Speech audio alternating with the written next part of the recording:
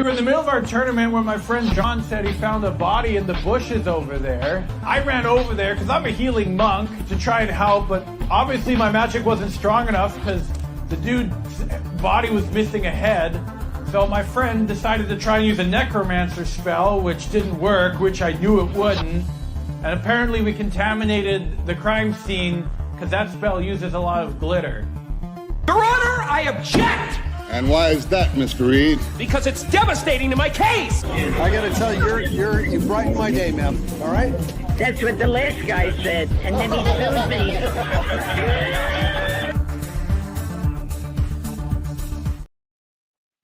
Good afternoon, everyone, or whatever time it is for you. Welcome back to the Brit Happens Show, where we cover cases with inconsistencies or laughably bad, corrupt prosecutors.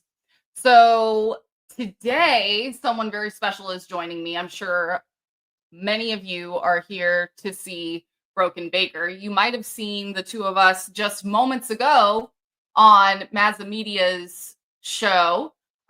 English is his third language, but he does not use it as an excuse to lie on the stand. So please give the warmest of welcomes to my friend, Broken Baker. Bonsoir, ça va? Comment ça? Hey, thanks for joining me. I know it was kind of back to back with Maz's show. Yeah, when I signed off, I was like, oh, why? We didn't plan this really well with all of this. But he invited me at 10 p.m. your time last night. So luckily, I was hanging out with Valhalla and I could answer him. So and I didn't think that, oh, I'm going to do my eighth stream this weekend because I'm not that smart. Boy, have Valhalla started harassing you yet? Only a little bit. Only when I'm around you. Yeah, because I can see he's gray. He hates being gray. I do actually need another moderator or two. So if Valhalla can behave... Well, that's not... Valhalla is the moderator of the year on my channel, and I don't know what he ever did to earn that, other than have adorable goats. Oh my god. Oh, Danny is warning to not give him a wrench. Okay. Well, we do need somebody. Maybe we're thinking a man, because right now it's just me and all the mods are ladies. So we want to add, maybe one or two men to the mod squad. Well, Valhalla, sorry, you're not gonna get in then. Oh, does that rule him out? Yeah, he has a double major in female studies and basket weaving. So I'm not saying that he's a little feminine, but he is a little feminine. Oh, that's fantastic. So, no, how are you doing? You I am. Yeah, we're alive. We woke up this morning and we're still breathing. Couldn't be better. Mm-hmm. Exactly. I mean, you can't ask for anything more than that. The rest is up to us, right? Hey, God gives us a day, we fill it. That's right. That's right. So, I mean, you and I both have been busy. We talked a little bit in the green room about that. And then recently, you and I both did some United States traveling. So tell me a little about that. Were you in Massachusetts at all? No, I'm invited to. Well, this was the second annual Dollywood. It's my good friend, the expert, who last year I came on his show. He does like a Friday night live show, and I come on, and he said, "Oh, by the way, you're coming to Tennessee in May." I am. Yeah, we're doing a meetup. Well, okay. And I liked it. Valhalla, he's nice enough. He picks me up at the airport and gives me a Baconator. And then we did it again this year, and it's fun. Last year we had like 2 people who came to see it, and then a lot of creators. And this year it was like 50-50 creators and and people who just wanted to come meet us. So hopefully we can grow it a little bit. It's just fun. We do the Wednesday, we do a dinner at night and go to an arcade. Thursday we hang out at Dollywood, and Friday we do a live show. Fantastic. So do you do that every year? You meet up with these people and Yeah, this was the second time. I'll get an invite sometime around March, hopefully next year, and then I have to scrap, because right now, if he invited me now and I knew what weekend it was, I could even Baker Media could even swing for business class tickets for me, because it's cheap when you buy it a year before. But he's gonna tell me 2 weeks before, and then I have to buy economy seats at the price of business seats. oh yikes. Yeah, I've never quite understood how flight prices work, because there seems to be this sweet spot. Like if you buy it really early, you get a good deal. And then if you buy, pretty close, but you're still planning it out, it seems to be very, very expensive. And then last minute, like if you fly standby or whatever, it's almost nothing. My brother works for Lego, and he went to Mexico a couple of times to help them build their factories down there, and he ordered like 4 or 5 months before, because they have a set amount you can order tickets for, and he flew business every time. The rest of them, they could only get like economy plus, because yeah, we're just going to order it. It's the company's tickets, no, so we're going to order it like a month before, and then you get all the high prices. So the earlier you can get in. I was looking right now. I could, for the price I paid last year, and I ordered it like 3 months before, I paid 8,000 Danish. That's a little over 1,200 American. Okay. But I found out it's way easier to fly to Atlanta and drive up instead of I flew. It's a 28-hour flight. Oh my God. And I got delayed, so my luggage arrived 2 days after me this time, and it wasn't the best trip. I was 2 hours late, but yeah, he built an entire factory out of Lego. He's a speed builder. No, he's production planning, so he doesn't build. He just tell other what to do. But no, next year I'm gonna fly directly to Atlanta. It's a 9-hour flight, so and then a 3-hour drive. That would be way easier. And then you get a change of pace and everything. Yeah, and I can swing for at least the economy seats, so the economy plus, so you have a little extra room. And I'm a big guy; it's not fun to be in a plane, but you can handle it. The other thing, where I had to fly to Helsinki in Finland, we were delayed. I had to run through the airport. I ran onto the plane, and then you get your seat. Then I go to Chicago, where I'm then delayed for 2 hours before we fly to Tennessee. And then I have to go to talk to someone who is on her second job that day to try and tell her, well, my luggage is arriving sometime tomorrow. Yeah, but because I booked through British Airways, but they work with Finnair and American. Sure. And so none of their system talks to each other, because that would be too easy. God. So yeah, they can't do that. Oh man. Why have one app where, of course, you can have your own skin on it, so it's Finnair or British Airways or American, but all of them talk. No. I would have one of each app, and then I'd still have to go to the airport and say, well, I can't check in. You have to check me in at the airport. Then I came to Chicago, and I was called to the gate, and I was like, that's weird. Hopefully it's an upgrade. Nope.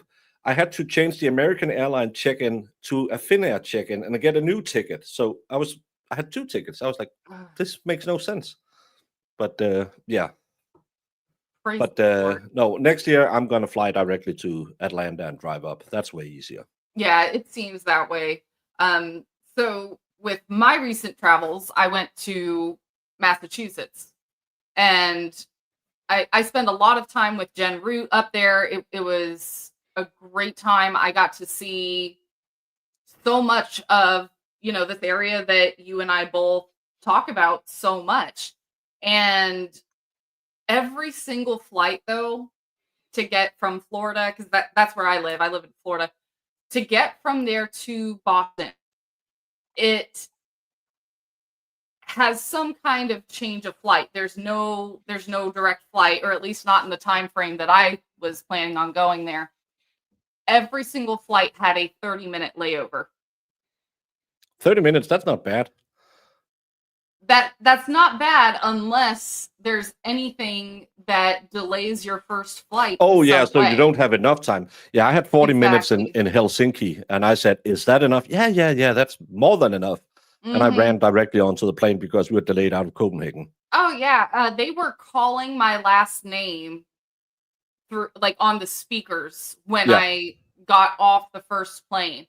So I was sprinting to get to the next one. I was not about to get stuck. I think my layover was in Washington, D.C.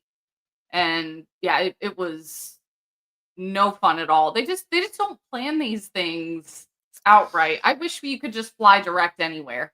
Just, get the right kind of plane. But that's the weird thing, that if I fly to Knoxville, because Knoxville is a small airport, I'll either have to go through New York, Chicago, Philly, or Dallas. How does that make sense in any way? To get to ultimately Alabama, right? Okay. No, to Tennessee. Oh, yeah. No, that makes no sense. No, but that's nowhere that's it. Close. Oh, sorry. Was I distracting you? No, I was just reading Jemima's. Next time, fly into Richmond and take the T up to Boston. Much easier. Rhode Island. Rhode Island. Yeah. I don't know. You have weird names for everything. We abbreviate a lot, bro. Yeah, but it's really annoying to. But I covered that Raoul Valley case out of CT, and I was like, oh, Kentucky. No, Kentucky is with a K. What the hell is CT? Oh, Connecticut. Yeah. Yeah. But it's not easy for me either to read that way, because I just will phonetically read everything straight through, and it throws me off as well. Yeah, and I love that she comes back and says, "You know this." I don't listen. You talk about you have an all female. I have an all female close mob team. That's Jemima is the one who pulls my court records. Marissa is the one who books and yells at court clerks to give me Zoom links, and then Jamie, who doesn't show up, and Mo that I stream with sometimes. And it's just constantly, you're an idiot, you're an idiot, you're an idiot. So I need some close male friends, but they won't let them in there. They are very possessive of me. I can imagine. Females are possessive about everything. So yeah, I'm sure you're no exception to that. No, and I'm such an open, happy guy. And then I don't want to call them hobbies because they're listening and they're going to be on Discord.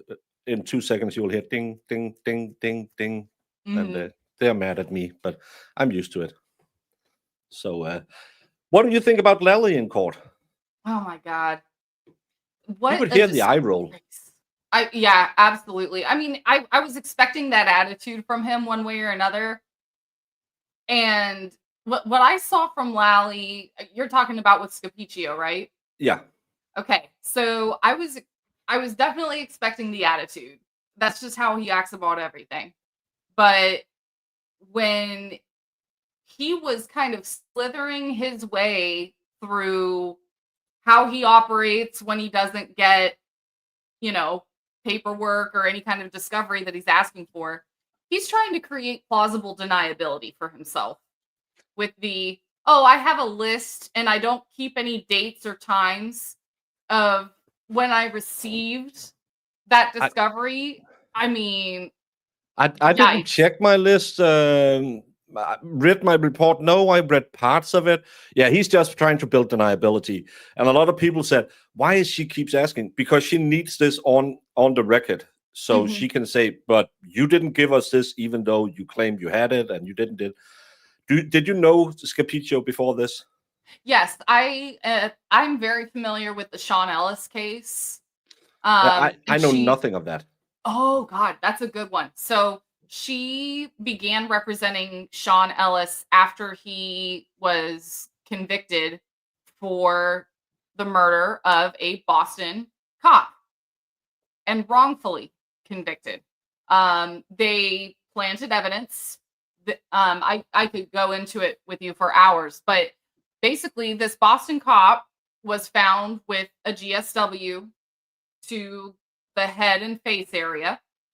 And the claim was that somebody reached in. So he was on duty taking a nap in his car with the window cracked down.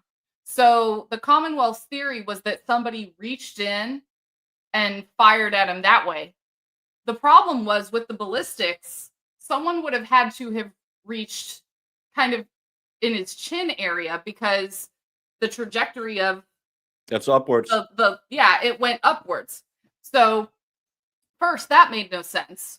And there wasn't a fingerprint or any DNA of Shawn Ellis's found on the car. He went through 3 trials in a row. So trial number 1 was a mistrial. Trial number 2 was a mistrial. And they tried him a 3rd time. And with every passing time, very much like the Commonwealth did with Karen Reed, they kept pulling back information, pulling back witnesses, fewer testimonies, less evidence. They were trying to condense everything down for the jury. They finally got a conviction the 3rd try, but only after the DA visited his girlfriend's home. The girlfriend was very young. Shawn was young. He was like 21 years old. Girlfriend, I think, was 19 at the time, and she had a young baby. They were from, kind of a low income part of town. The DA looked at her child, looked at the girlfriend, and said, "I have the power to take your baby away. You need to come to my office and talk to me." So the girl, spooked out of her mind and who didn't know any better, goes into the DA's office, tells them what she knew, which was basically nothing. They then told her, so it's common practice for anybody who comes and speaks to us to be fingerprinted. So, we're going to walk you down to this office where they're going to take your fingerprints. She didn't know any better. She trusted them. She got printed. Next morning, guess what the headline is in the newspapers? Girlfriend of suspect in, Boston cop murder case. Her fingerprints were found on the murder weapon. So they planted her fingerprints on that firearm.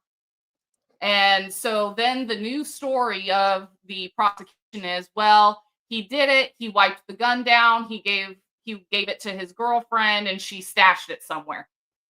Anyway, so he gets put away. He only had, I believe, public defense at the time. Serves over 20 years wrongfully. And then Scapiccio ended up taking his case. Scapiccio was able to prove that the investigators who were looking into that murder, they were dirty. She presents that to the appellate court. They were dirty. They were robbing drug dealers. It was basically a tax they would collect. So they would pretend to find a little baggie on somebody and say, okay, you're going to give me all the cash you have and I won't turn you in. So this is The Wire, actually. Yeah, very much like The Wire in real life. Go ahead. Yeah, I saw her in the Rentala case. I don't know if you know that one. Really interesting case. She got a hung jury, convicted, overturned, and then she got convicted on a lesser included, which I think was just a compromise. But still had to serve like 14 out of 17 years or something like that. It was famous for being the first Massachusetts female couple where the wife unalived the wife. She was wrongfully convicted. Funny enough, the same way of handling evidence that we saw in Canton is what they did with Karen Thaler. Yeah. They claim that she went to a Burger King to hide some racks. But they claimed that she went to Burger King and threw out some rags that she had used to clean up the crime scene. They go to that Ooh. Burger King 18 hours later, and on top of all the trash, they found these rags that perfectly matches the rags she has in her house. No evidence found on these rags that's wet. They go home, they leave it on butcher paper at the crime scene. Because that's where you do with evidence. You take it back to the crime scene. That's cop 101. and it's they find her DNA on a snow shovel that's outside, no blood on it, no nothing, but they found her DNA on it. Yes, she was living at the house. So of course it would be there. Like John O'Keefe's touch DNA on Karen Reed's car. Of course that'll be there. They were dating and cohabitating for 2 years. Yeah, and she parked in the garage, so every time he walked around it, he might have switched swiped a hand across the back of the car. Would be normal to think that, unless you use truth and logic. But we're not all dwelling in an attic. But it's just I didn't know about Massachusetts. I knew it's a state. Fine. I watched that case and I was like, I was horrified. It's my famous claim to fame. I did 30 hours of verdict watch because in the middle of it, they switched 2 jurors. They were deliberating for 17 hours and then they come back and say, yeah, we have to chuck out 2 jurors. 2 of the alternates go in there. Everyone pretend you haven't been deliberating for 17 hours. Oh my God. And then they started deliberations all over again with these new 2 jurors. But watching Scapiccio, the lead investigator, couldn't be called to the stand. They're not allowed to mention him in that case. They're not allowed to mention him? No, there was some order on it, and that's this. I watched this like a year before Karen Reed, and then we watched the Karen Reed, and all of a sudden the Massachusetts even Charlotte, because they used they had an expert. That's why it got turned over when she got convicted. You have ceiling paint. Apparently in America, you have a ceiling paint that goes on pink and then it turns white. So you can see where you're painting, and then it'll turn white when it's been on for some time. And they have somebody come in because she's found in some of this ceiling paint and says, well, it's this pinkish hue, and that means she has been there for this amount of time. He had no expertise, so that's why it got overturned, because he had no expertise to talk about that. Plus, she was bleeding into the paint. Could that give it a pinkish hue? Oh my God. Yeah, if you didn't watch that case, you need to go watch it. It was horrendous. I will. So the way that Rosemary got Shawn Ellis's conviction overturned, firstly, the lead investigator, his niece was the lead witness, the star witness, and he coached her. She misidentified Ellis, I think 3 times, and then he comes and has a talk with her for 10 minutes and then brings her back in, and then she correctly identifies Ellis. So Rosemary proved that. Still wasn't enough for the appellate court to overturn the conviction.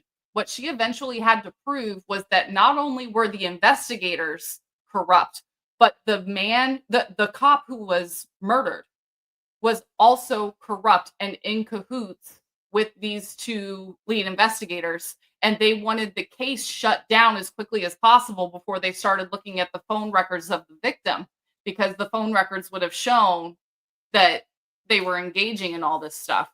And so after his conviction gets overturned, the Commonwealth prosecutes him a 4th time. So if you'd like a good overview of the case, there's actually a limited docuseries on Netflix called Trial 4.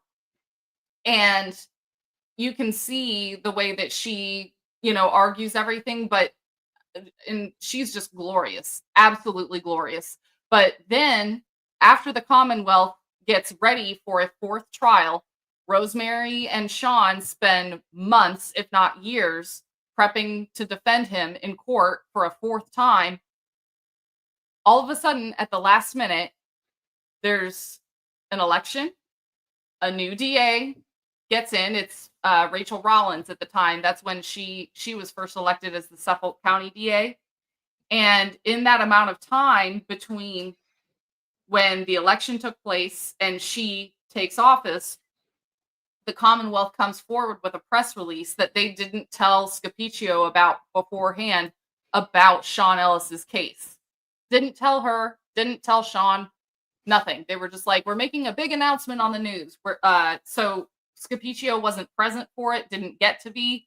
She just ran back to her office and got Shawn on the phone. And the Commonwealth said, just to get the last word in, we just wanted to let everybody know that because of degradation of evidence and, witnesses who may have passed away or moved or whatever, we don't have enough to press charges against Shawn Ellis again. But we do want to make sure everybody knows that according to the evidence, he is culpable. So they do that just to smear his name so he can't actually be exonerated, which, absolutely is a thorn in the side, because the whole purpose of Scapiccio and Ellis doing all this is to clear his name, right? So they make this huge statement, and I was furious to see that at the end, because they just want to make sure the public still looks at him knowing that he did it. And so eventually I think Shawn got several $1 million in a lawsuit against the Commonwealth for the way that they handled all that. That's actually what I was. I talked with Better about this, and Andrea. I said, why don't they drop the case against Karen Read, do a press segment saying, well, because of Proctor's behavior, we think he have tainted the evidence sufficiently that we will not be able to get a conviction. We still believe Karen Read was the one who killed John O'Keefe, but we will have to realize that because of Proctor's mishandling, he was fired at that point, mishandling of the case, we will be dropping the charges against Karen Read. Then Morrissey wouldn't have lost the case. Karen Read wouldn't really have a reason to sue them, which she most likely can't sue them anyway. But they could have gotten out of this with a win in their column, instead of going to court and spent $500,000 on a guy who, in his closing argument, said, who knows what happened, but please find her guilty. That was embarrassing. I had secondhand embarrassment watching that. And they spent, according to Juna Perkins, who's running against Morrissey in 2026. So if you are a resident of Norfolk County, vote for either Juna Perkins or Jim Bacharach. I need to see more for them before I would recommend any of them. I don't think they have been good enough, strong enough on this one. It's a slam dunk. I agree about Juna. Juna still gives politician vibes to me, but Jim Bacharach, he seems like his head and his heart are in the right place.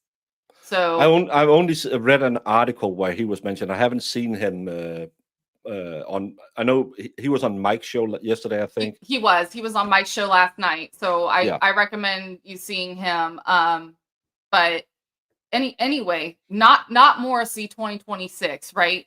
But Juna Perkins said that Norfolk County used 1/3 of their budget on Karen Read's prosecution. Yeah, and at the same time, you just saw 100 cases get thrown out because they didn't have enough to pay the public defenders. Yep. And this is what you use your money on, a case that wasn't good enough. I was reading the Coburger police reports, and I went there, I did exactly this, that, this, I saw this, that, this. Then I went to the back door, stood patrol. This guy came into the backyard.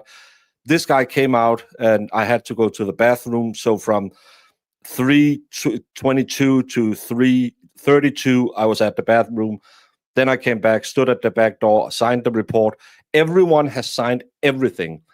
Lally can't even get 2 full search warrants out of the 6. He only got 2 partials. And this isn't a Lally problem. This is a Massachusetts problem, a Norfolk problem, because this is acceptable to the DA's office in Norfolk. They're acting like this is just par for the course. This is what they do every single day. They most likely railroad people into plea deals, and that's what they tried to do with Karen Reed, where they upped the charge against her. And I think it's such a dishonesty that they run it that way. And we don't have plea deals in Denmark, so we can't force you to plead guilty. So to me, it's really, really, it's really bad, in my opinion, what we have seen out of it's the whole New England area. It is.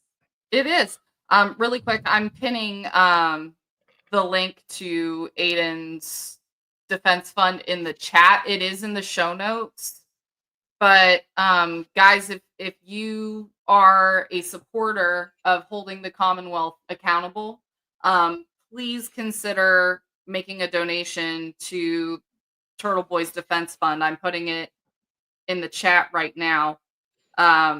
We need to get Bettero paid, and we need to get Bradle paid, because they are tenacious, and they are exactly what's needed to call the Commonwealth out. Oh, gosh. All right, here we go. If I can hit the right buttons. And Valhalla is, see, you need me to share the link. Mm-hmm. He's Oh, wonderful. That's what your mod you go on your mod forum and yell at them now, saying, why didn't you share the link? Why do I have to do everything? I'm the queen of this show. I say that on my show all the time. I go in and I say, hey, girls, I don't know if you didn't notice it, but I am the queen.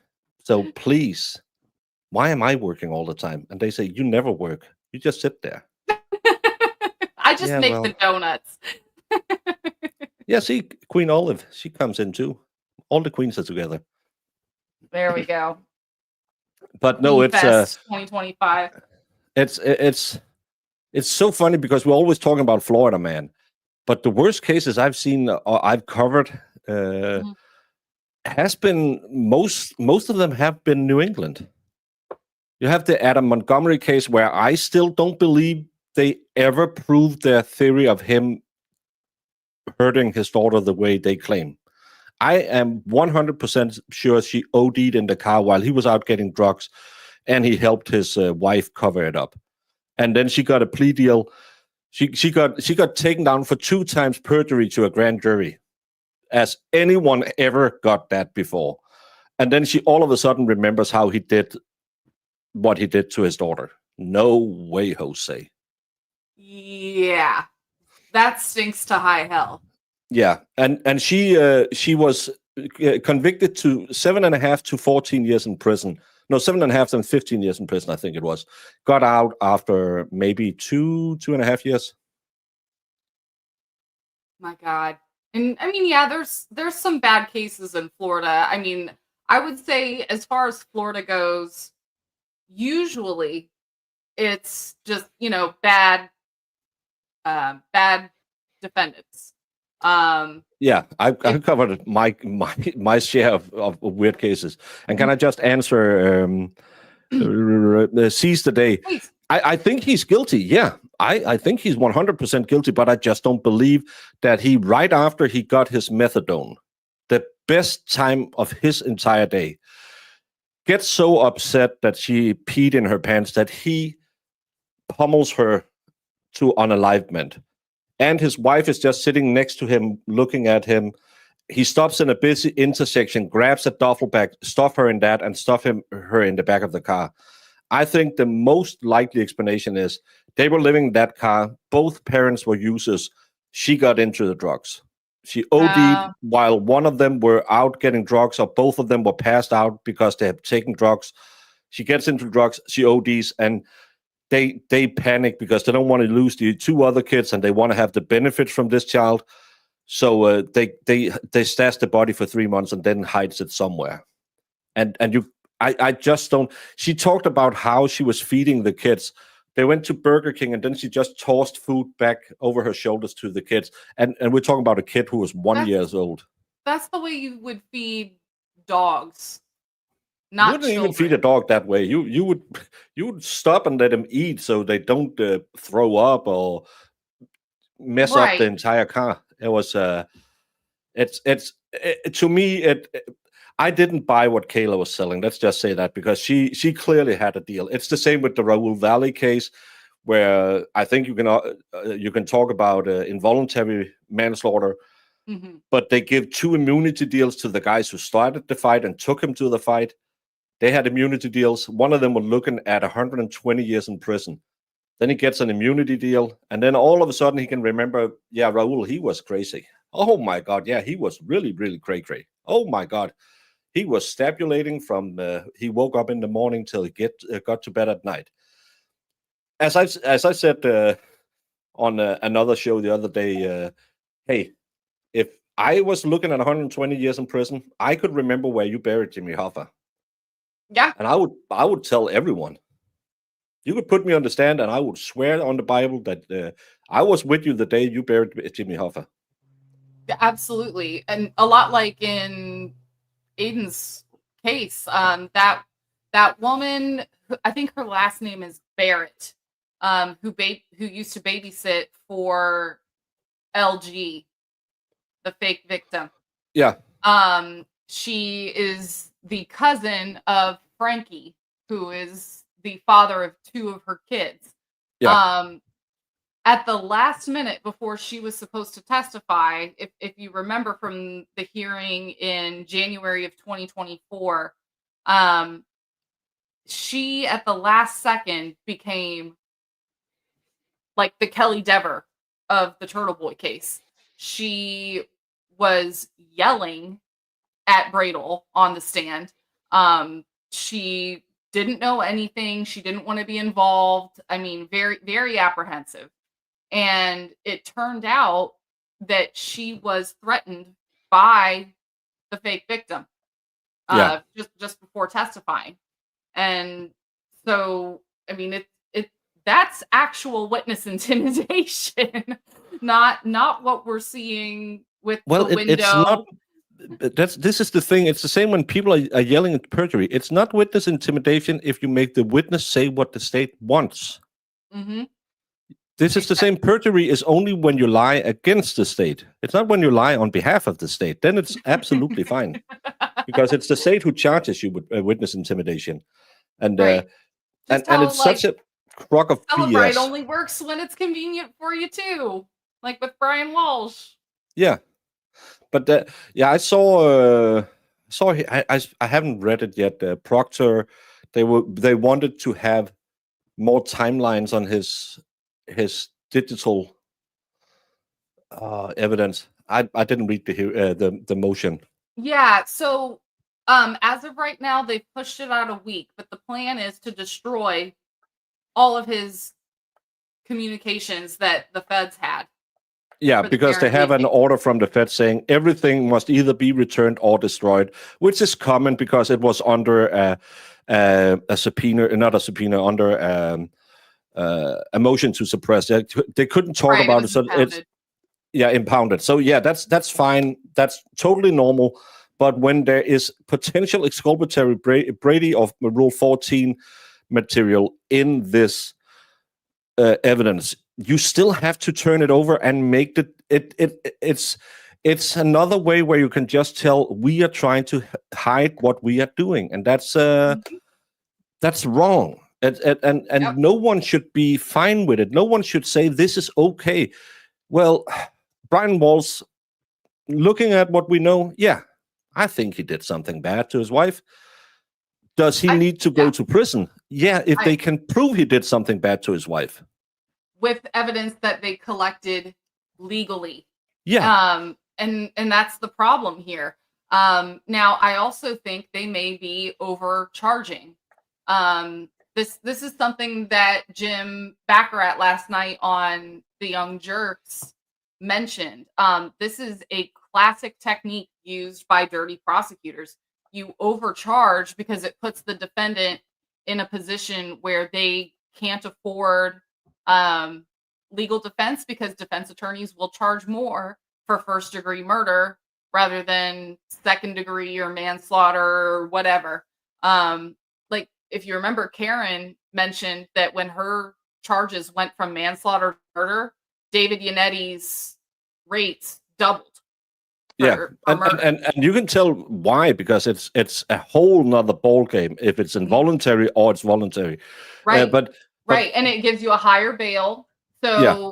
so then the defendant kind of has no choice but to plea out. So then that's a win for the prosecution. I don't think Brian Walsh committed first-degree murder. I think heat anything, of passion. he snapped. Right. Yeah, heat of passion. Right. Yeah. Right, snapped, which would possibly be second degree. But I don't think it was premeditated. And from the evidence they have, which they have a lot of evidence that does point to it being him. But that being said, there's nothing that shows me that this was planned out, and it has to be premeditated in order to be first degree. So Yeah. I think they're playing dirty there too with overcharging. Yeah, but that's also a really good way to say, hey, we'll give you an involuntary, and you'll serve 20 years, but you have to plead to it. And he will say, what if I don't? Well, we'll F you up on a murder charge, and you'll spend your life in prison. 20 years is fine by me. That's the tactic, and that's the thing I don't like about the American system, that they can do that, because we can't do that in Denmark. You can plead guilty or you can plead not guilty. That's the two pleas you can do.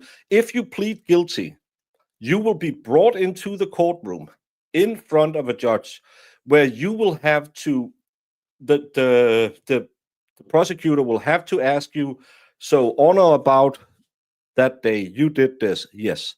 You will have to admit to all the facts in the case, so you're not just pleading guilty. Right. And, so you're taking responsibility for the crime. Every element of the charge. And I've had trials where we come up there and they say, yeah, we're going to plead guilty to all of it, and then we start going through it, and then they start saying, well, I know I was out drinking that night, but I don't remember punching him in the face. Okay, you can't plead guilty to something you can't remember. So we will then have to have evidence presented, and then we will have to evaluate, is this person guilty or not guilty? And that shows me that they want to make sure that the defendant isn't somehow coerced into pleading guilty. Yeah, and we have that it happens actually a lot, where they say, yeah, I most likely did it. I just had a case with a guy who was he's what's called as Rule 16 in Denmark. That's you're not mentally insane enough that you need to be permanently committed, but you need treatment. So you can't go to prison. You'll be sent to a prison with soft wall instead if you go in. and he had made a lot of threats against staff at a psych unit. Oh, okay. And we were reading the charges against him. We were like, oh my God, this guy, he's a loose cannon. He's gonna and the judge were, okay, remember, this is the exit door. If he gets up, I get up, you just follow me out. And I said, okay, I'm going to sit closest to where the defendants are, because they can just walk right up to the judge bench. So I said, I'll make sure you're out before I go out. I'll handle him, no problem. And we were really come in, and it's just like totally normal guy who just sits there. And then we start talking about it. Said, yeah, I did it. But do you remember doing it? No. Well, then we'll have to hear the witnesses. So we have to treat it as because he said, I can't remember because I got enraged when I got admitted to the hospital. Mm-hmm. They filled me with drugs, and I think I slept for 3 days.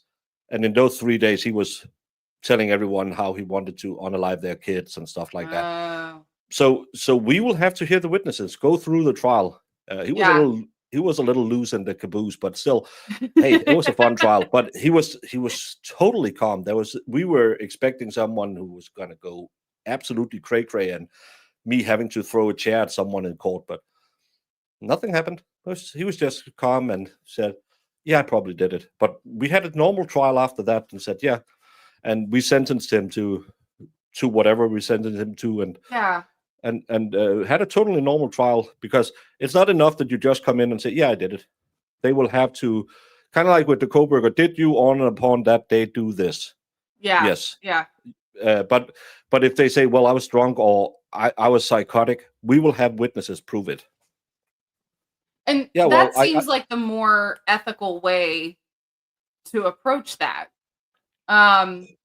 Because again, if someone is just blindly taking a guilty plea, they very well could. But I mean, there's all these different ways to plead guilty, right? There's the no contest.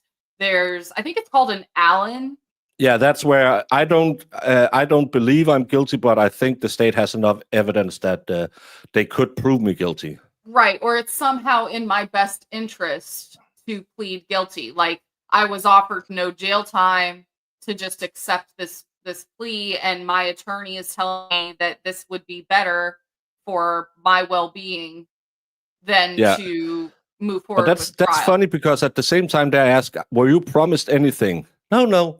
Well, you were promised a reduced sentence, so you were promised something. Precisely. But that's, again, that's one of those things where I'm saying it's the same. We don't have witness impact statements. I find it highly, highly unethical that the family can influence the judge and the jury, and the jury in cases with the jury, But Alfred, thank you, Jedi. Alfred, but that's not justice. Justice is by the book. Justice is the system who has a set of rules. If you break those rules, you'll get this punishment. It's not because my daughter cried the most or my daughter didn't cry enough. Okay, you get 5 years more or less. The system should be the system, and that's I understand how it can be good for the soul of the family to get to say stuff to the convict, but it's just strange to me with the way we have our system. So I'm sure there can be a separate time and place set aside for, victims and families to be able to make a statement before sentencing, maybe without a judge present or something like that. But it does seem, because I was watching, that was also in New England, a guy who clearly was defending himself, and he had a cordless hole punch and put 7 new holes in a guy who had attacked him earlier. He was walking up to him after his buddies had pepper sprayed him, and they found that this was premeditated unaliving, and the family was in there, and the family were doing the sorry to offend any of you Americans, you have a different view on religion than we do, doing the, I found Jesus, and my son loved Jesus, we went to church all the time, but I can tell you Jesus would send you straight to hell to burn and rot in hell, but I'm a good Christian, so I don't give any I wouldn't say anything because it's to the Lord, but I think you should go straight to hell. No, first then of you're not all, a good you Christian. do a better Southern drawl than even I do, and I live in the South. Hey, I've been told my Southern drawl is racist. I no, it's classic. It's not. This is the movie Southern drawl. Like, this isn't cooking meth in a basement kind of Southern accent. This is, the now I do declare type of Southern drawl. It's the one you see on TV. But someone came in and said, "Would you do an Asian accent?" I said, "Yeah, if it was if I covered a case in Asia, I might do that." But I was I can't do every other accent I do is Scottish. I do sometimes I do a Nigerian accent, but I have to listen to Kevin Eubanks before I do it. Then I can do it for 2 seconds, and then it turns Scottish. And then it turns Scottish. Oh my god! I don't know why, because every time I try to, who stole me Lucky Charms? And then 2 seconds later, I sound like an old woman from Scotland. It's Well, I loved it. I appreciate it. But no, I mean, it clearly was an act though, right? To say, yeah, now I've found God and it's all going to be different for me now, and yeah, but still, that I'm tactic just is gonna used a lot. take that book filled with all the words God said about how to forgive and how to act against other people, and just take a big old dump on that one while I'm standing here in court trying to put on the mantle of oh, I'm such a good Christian. I really despise that. That's the last victim. I turned off the victim impact statement and said, I'm not going to Yeah. watch the rest of this. This is just too much. And I was live streaming it. So, but I said, I just, this is hypocritical. I Mhm. can't do that. And It is. And you know, when they make plea deals for especially violent crimes that involve no jail time, you know what that tells me is that the prosecutor doesn't really believe that this person is a danger to others. yeah, and It doesn't believe you're a menace to society. yeah, then why did you charge them and want them to put away for 40 years and then, nah, yeah, he said he did it, so he'll be fine. Right. Nah, You and can and walk now. and trust me, I want all the bad people have, and that's, we don't do long time. I had a murder case. We gave him 12 years, I think we gave him. And that's a standard murder in Denmark. That's 12 years. I think, did they appeal it and he got 14? I'm not sure. But I of course have no opinion upon it because I am one of the ones who dole out sentences. But I think that maybe a life costs more than 12 years. There's certain Yeah. circumstances where you can say, okay, heat of passion, there's mitigating circumstances. You could say that, but cold-blooded, Yeah. this was a guy who pummeled his girlfriend out of this world so badly that the physician who got her in the ER cried in court. He said he'd never seen anything this badly mauled, not hit by a car. Oh, that's such a shame. Hello. Layla, get back in your cage. That's such a Don't great make me movie. get the hose. Oh my god, it is. I really want to, as I said on Masters, I want the 90-minute popcorn flick back. A movie like Mrs. Doubtfire, you can put on today and you'll laugh. Yeah, absolutely. I Put miss on- Robin Williams so much. But put on a modern comedy, and you're just sitting there thinking, I remember when Adam Sandler was funny. Right. It's so bad. Fedorowski, who's in chat, he's the big movie buff, and we're talking a lot about all these old movies when we're a little bored in chat. And yeah, I really miss those good, entertaining. It's so random that you come upon a movie because it's all remakes, or it's, oh, we're just gonna make 25 types of John Wick. Yeah, the first John Wick Right. movie was great. The second one, third one. Third one was, Yeah, but the first one was great. yeah, it was. And it could have, The Equalizer. Great movie. I'm with the you. third one, I watched it on the plane going to Tennessee this time. And I think I was like half an hour into it, and then I realized I've seen it before. I had forgotten I watched that movie because it's just, there's nothing in it. No. Nothing original. Did you ever see the sequel for the Boondock Saints? No, that doesn't exist. It does. No, it doesn't exist. It's about as good as you think it is. It There exists. are 3 Indiana Jones movies. There's 1 Boondock Saints movie. That's how it is. Okay. I see what you're getting at. It was horrible. I mean, it was so, I had never been so disappointed in a sequel as I was with the Boondock Saints. Adam says there's a third one as well. Are we talking about the Boondock Saints? A third? Oh, don't Was break there my a third? heart. The first one, again, it was great because it was such a unique setup. Yes. And- It was an independent film. Equalizer. Oh, Equalizer. Oh, yeah. Okay. Yeah, the third one, that was really... Oh, I'm living in an Italian city, and I speak a little Italian and drink some small cups of coffee. Mm-hmm. And how many Fast and Furious movies are there now? 10 10? plus I 2 think they're working spin-offs. on the 10th. Yeah. Oh, You're a lawyer. Oh. Can you Yeah. must be able to stop this. What are lawyers for if it's not to stop crappy movies? Finally, something a lawyer can be used for. Go stop all these bad movies. Say, hey, you're gonna ruin Boston. We had a great movie with the first one. The Mhm. second one, not good. The third one, especially they're getting a little old. It's not like Tom Cruise, who he's like 15 years older than me, and he looks like he is 20. I don't know if he sold his soul or something, but that man is yeah. Good That's Lord.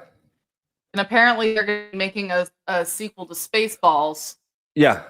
But that's already been already mentioned in this in the end of Spaceball 1.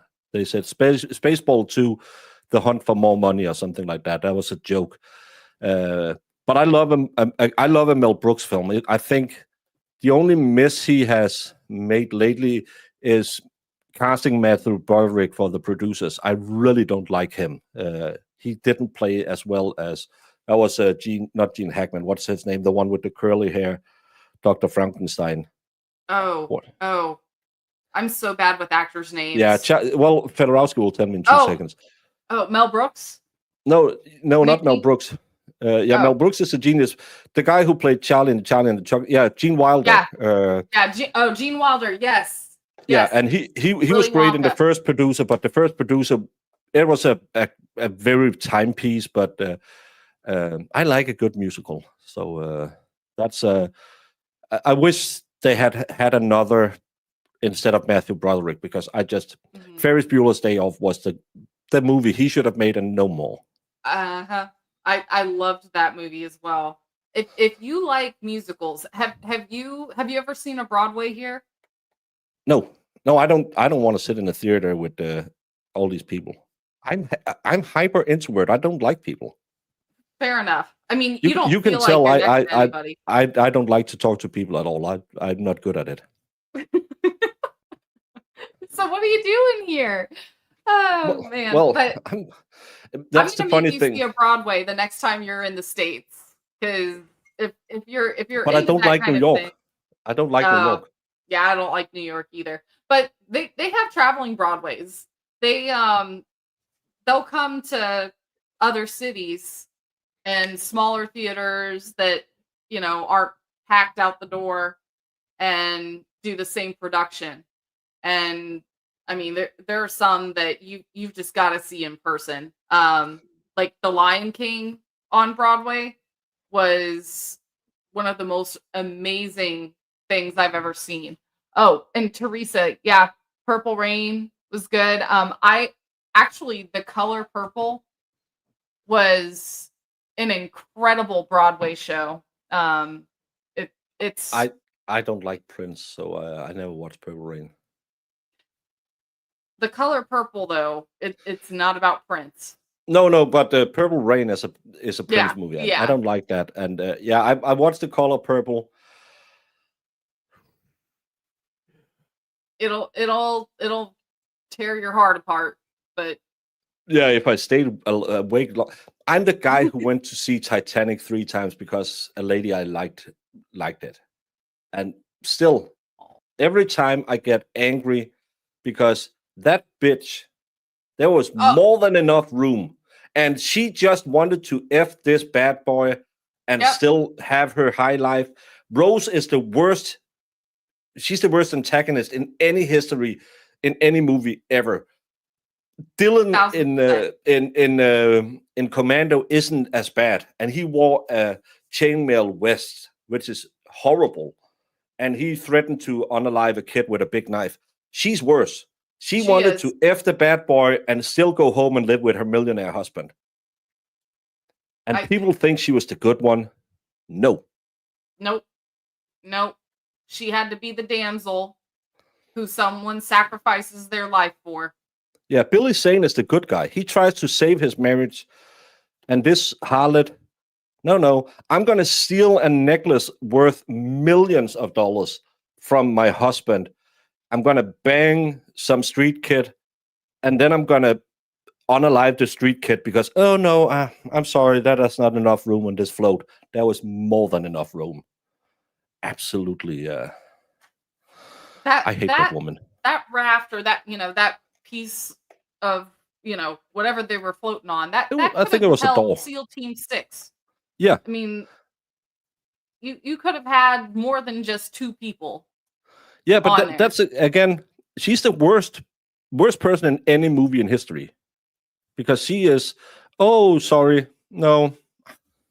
I move around when I sleep, so can you please get off my raft?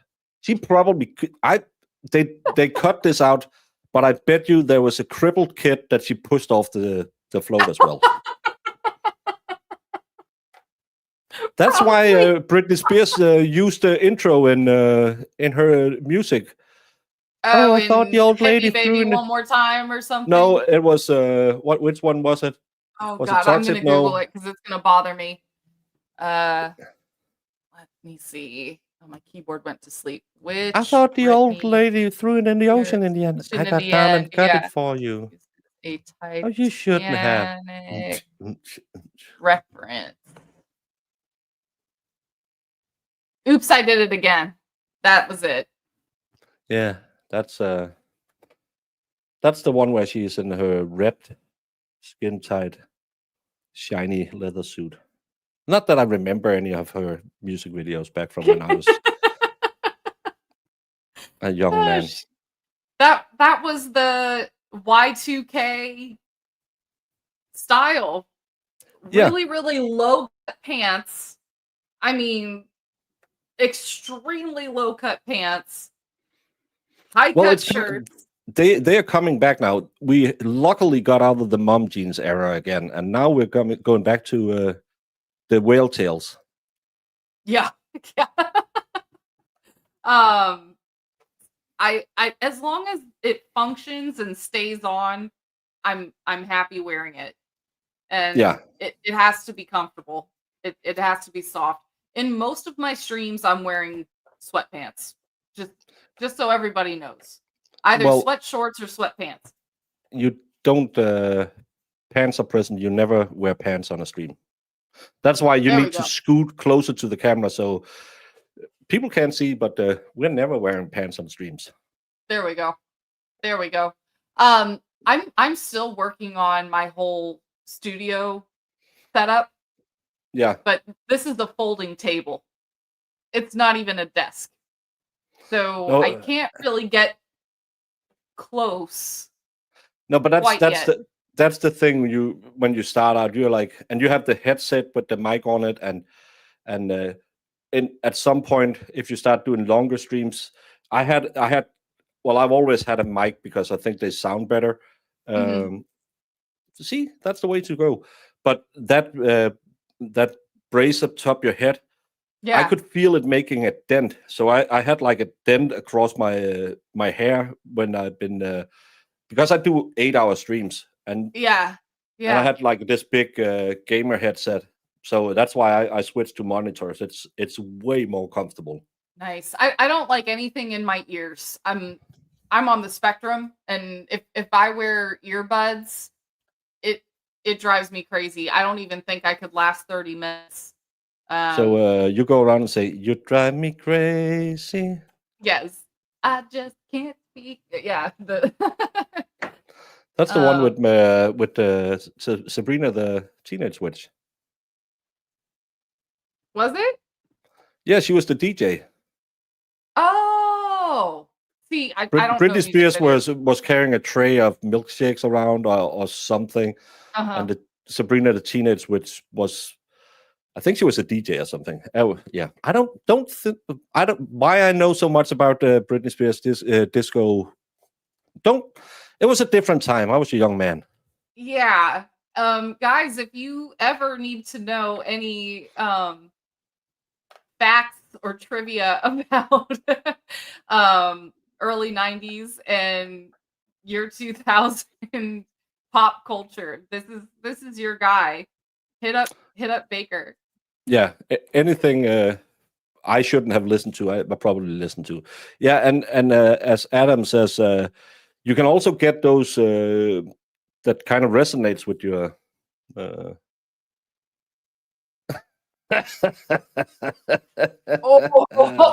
gee. I'm not even gonna read that out loud. Oh my God! I'm gonna jump off soon, but if you want to see what you never should do as a creator, try and Google DSP when he has a little. He forgot he has his camera on, and he might have.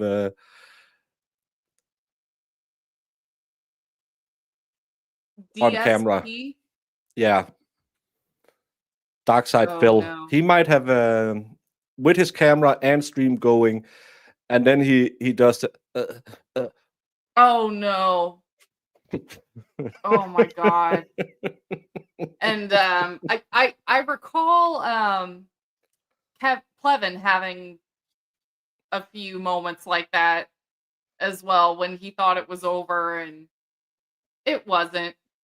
No, it's one of the things where you don't adjust yourself on camera and stuff like that because it looks kind of weird. Yeah. Oh well, you can't see anything seas of the day. You can just see a fat man sitting in his couch, and then when he sees the lights on the camera. That's why you don't cover the on light on your camera, so you don't sit in here and think, what can I find? We have an audience request before you go. I know you're tired. Well, I don't know much Aqua. It's just because Jamie one time said, I was watching Barbie Girl yesterday, and I was thinking about you, and I said, I'm a Barbie girl in a Barbie world. Life in plastic, it's fantastic. You can brush my hair, undress me anywhere. Imagination, life is your creation. Come on, Barbie, let's go party. Yeah, come on, Barbie, let's go party. Ooh, oh, ooh, oh. I'm a blonde bimbo girl in a fantasy world. Touch me here, touch me there, hanky panky. Come jump in, bimbo friend, let us do it again. Hit the town, fool around. I'm your something. You can touch, you can play. If you say I'm always yours, you can touch, you can play. If you say I'm always yours. I missed that Aqua concert at my town before they got famous with 1 week because I was working. Oh. Yeah, my buddy was there, said there was this band called Aqua. They were kind of weird. And then a month later, it was just the biggest band in the world. But I didn't like Barbie Girl. I actually like Dr. Jones more. I can see you liking that more. So, guys, I'm going to let Baker go because he has marathoned his way through the internet in the past day or so. Well, I'm an idiot. I say yes to things, and then I start looking at it and think, "Oh, sleep. That's a novel concept. Who needs that?" So yeah. And Fedorowski, I knew he would go there. Lena, who's the female in Aqua, is Norwegian. Well, it's like Bradel said. Yeah. And Mr. Carney is very gracious about it, isn't he? Judge, I've lost track of what date we're in and what the relevance is here. I'd object to this line of questioning. Well, that's what happens when you come into a case the morning of the case, Judge, so it's not my problem. I'm just asking that he clarify his questions. I'm getting lost. That's what happens when you overcommit. Well, yeah. But talking about I hit the gym today because I'm getting a little fluffy. LG might need to do the same. Did you see that side shot?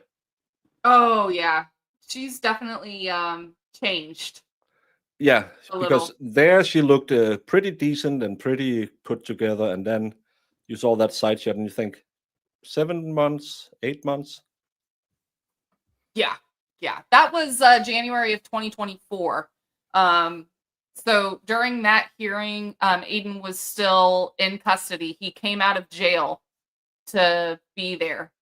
And it was the hearing in which LG testified that Aiden struck her or assaulted her or engaged in some form of Yeah, abuse when yeah, that she was that the was one who tossed. lured him to her apartment. She was the one trying to get him over there, but she put in her affidavit that she just wanted him to leave her alone. And you know, we Yeah, know and he the has that rest. tape where she's screaming, "If you leave, I'm gonna wake up my kids and go sit in your driveway and have a s'mores." Yeah. I So don't know what pills she really took, but I hope it was something for her mental health problems. Coke is really good for your mental health, right? I mean, that's what I heard. Yeah. Hey, that should be the only reason to go to Florida. I heard it's free down there. Oh no, that's the meth. Um, Oh, yeah. Now, if you're in Miami, then yeah, I can Coke is just go kind by of any toilet and do the. yep, yeah. Just take a really deep breath and you'll get something. And I have a then lot of energy now. Oh my God, I can stream 24 hours. No yeah, problem. and then if you're not on the coastline, so anywhere inland in Florida, it's meth. So when you see these headlines that start with two words, Florida man, you can pretty much guess that That's inland meth is because involved. they couldn't afford the good stuff. Right. Right. Yeah. There were amphetamines involved. My favorite one in the past couple years was the man who was going through a drive-through. He had an alligator, a small one, like a 3 or 4 foot alligator in his car, goes through the drive-through and tosses the alligator into the drive-through window at this restaurant. Well, that's maybe it was hungry. That's Yeah. Yeah. well, they're Florida men for a reason, and thank God for your sunshine laws because it makes it easy to cover cases out of there. But Britt, I have to go try and do something other than have a camera shine in my face. Thank you so much for having me on, and we'll talk again soon and try and find something interesting to talk about. And I'll do my rendition of Cats. Well, thanks for joining me. I appreciate it. Anytime you want to come back, I've got an open door policy, so you just let me know. Yeah, and be nice to Valhalla and give him that wrench. He'll be so pleased. Okay. All right, Valhalla will get a wrench. Valhalla, and you say I never do anything for you and say I'm not a gentle lover. Well, I did this for you. Thank you so much. And the rest of you, hasta la taco, and see you on the other side, which is Take care, other side Baker. of midnight because not the other side. I'm You the have a middle. good one. Bye. Bye. God, I'm too big. Here we go. Yeah, we love Baker. All right. Valhalla is interested in being wrenched up, so we'll go ahead and send put your actual username, like your, because whatever shows up makes it difficult. Let's see. Yeah, go ahead and put your actual username in the chat. I'm really bad at doing this, by the way, so it might take me an hour or two. I'll take a picture of your screen name and add it in.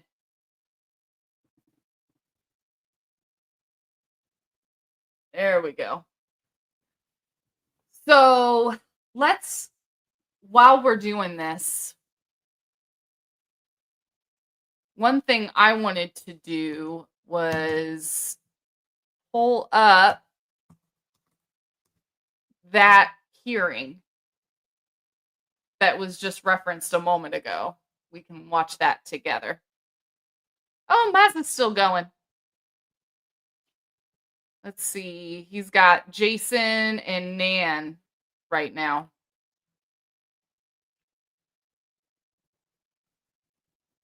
What was I watching? Here we go.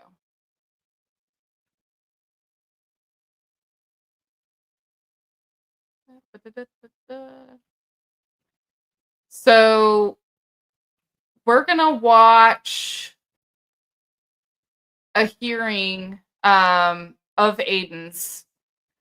It's from January of 2024. If I can find it. Here we go.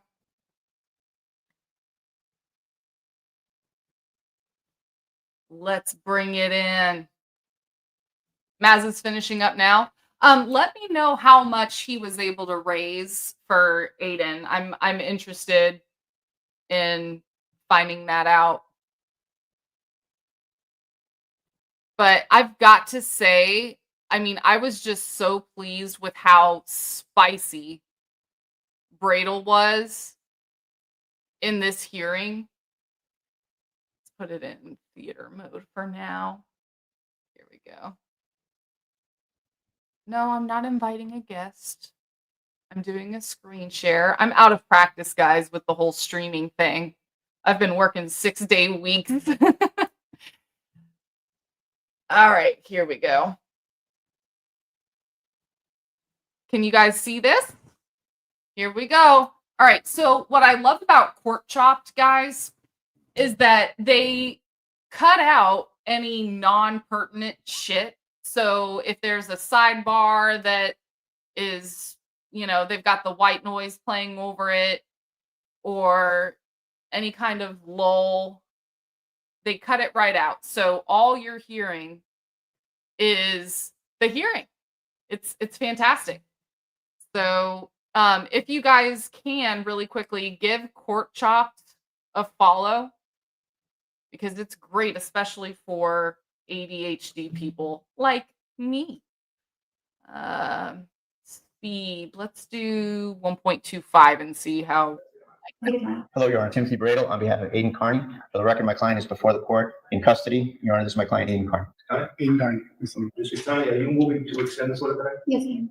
Your client opposed? We are. And you had some. I did. Thank you very much, Your Honor. Judge, I sent out 2 subpoenas, ducis tecum, last week. One of them is to the babysitter, Ms. Gattani, Ms. Grace Barrett, and the service was effectuated on Friday at last unusual place of abode. And she's not here to the best of my knowledge. She's not here to the best of my knowledge, Your Honor. And she's someone that is very important to the defense of this case, because I have a statement that I provided to counsel coming in today for Ms. Gattani, wherein Ms. Barrett indicates that Ms. Gattani said to her, no, he didn't assault me. He was only trying to get back the papers I took from him. And it's extremely important testimony. She's not here today. I have a statement from her, from my investigator, Mr. Geppetta, who's present here in the courtroom today. You would be a witness, but we don't have the best evidence. I know the rules of evidence are relaxed, or don't apply here, but I would like compliance with the subpoena. And also the ducis tecum aspect of that subpoena was that she was to come here with text messages between her and Ms. Gattani, text messages between her and Lieutenant Detective Tully of the Mass State Police, any statements basically between her and the state police regarding this, because they're very important to the defense here, Your Honor, because we contend that this entire episode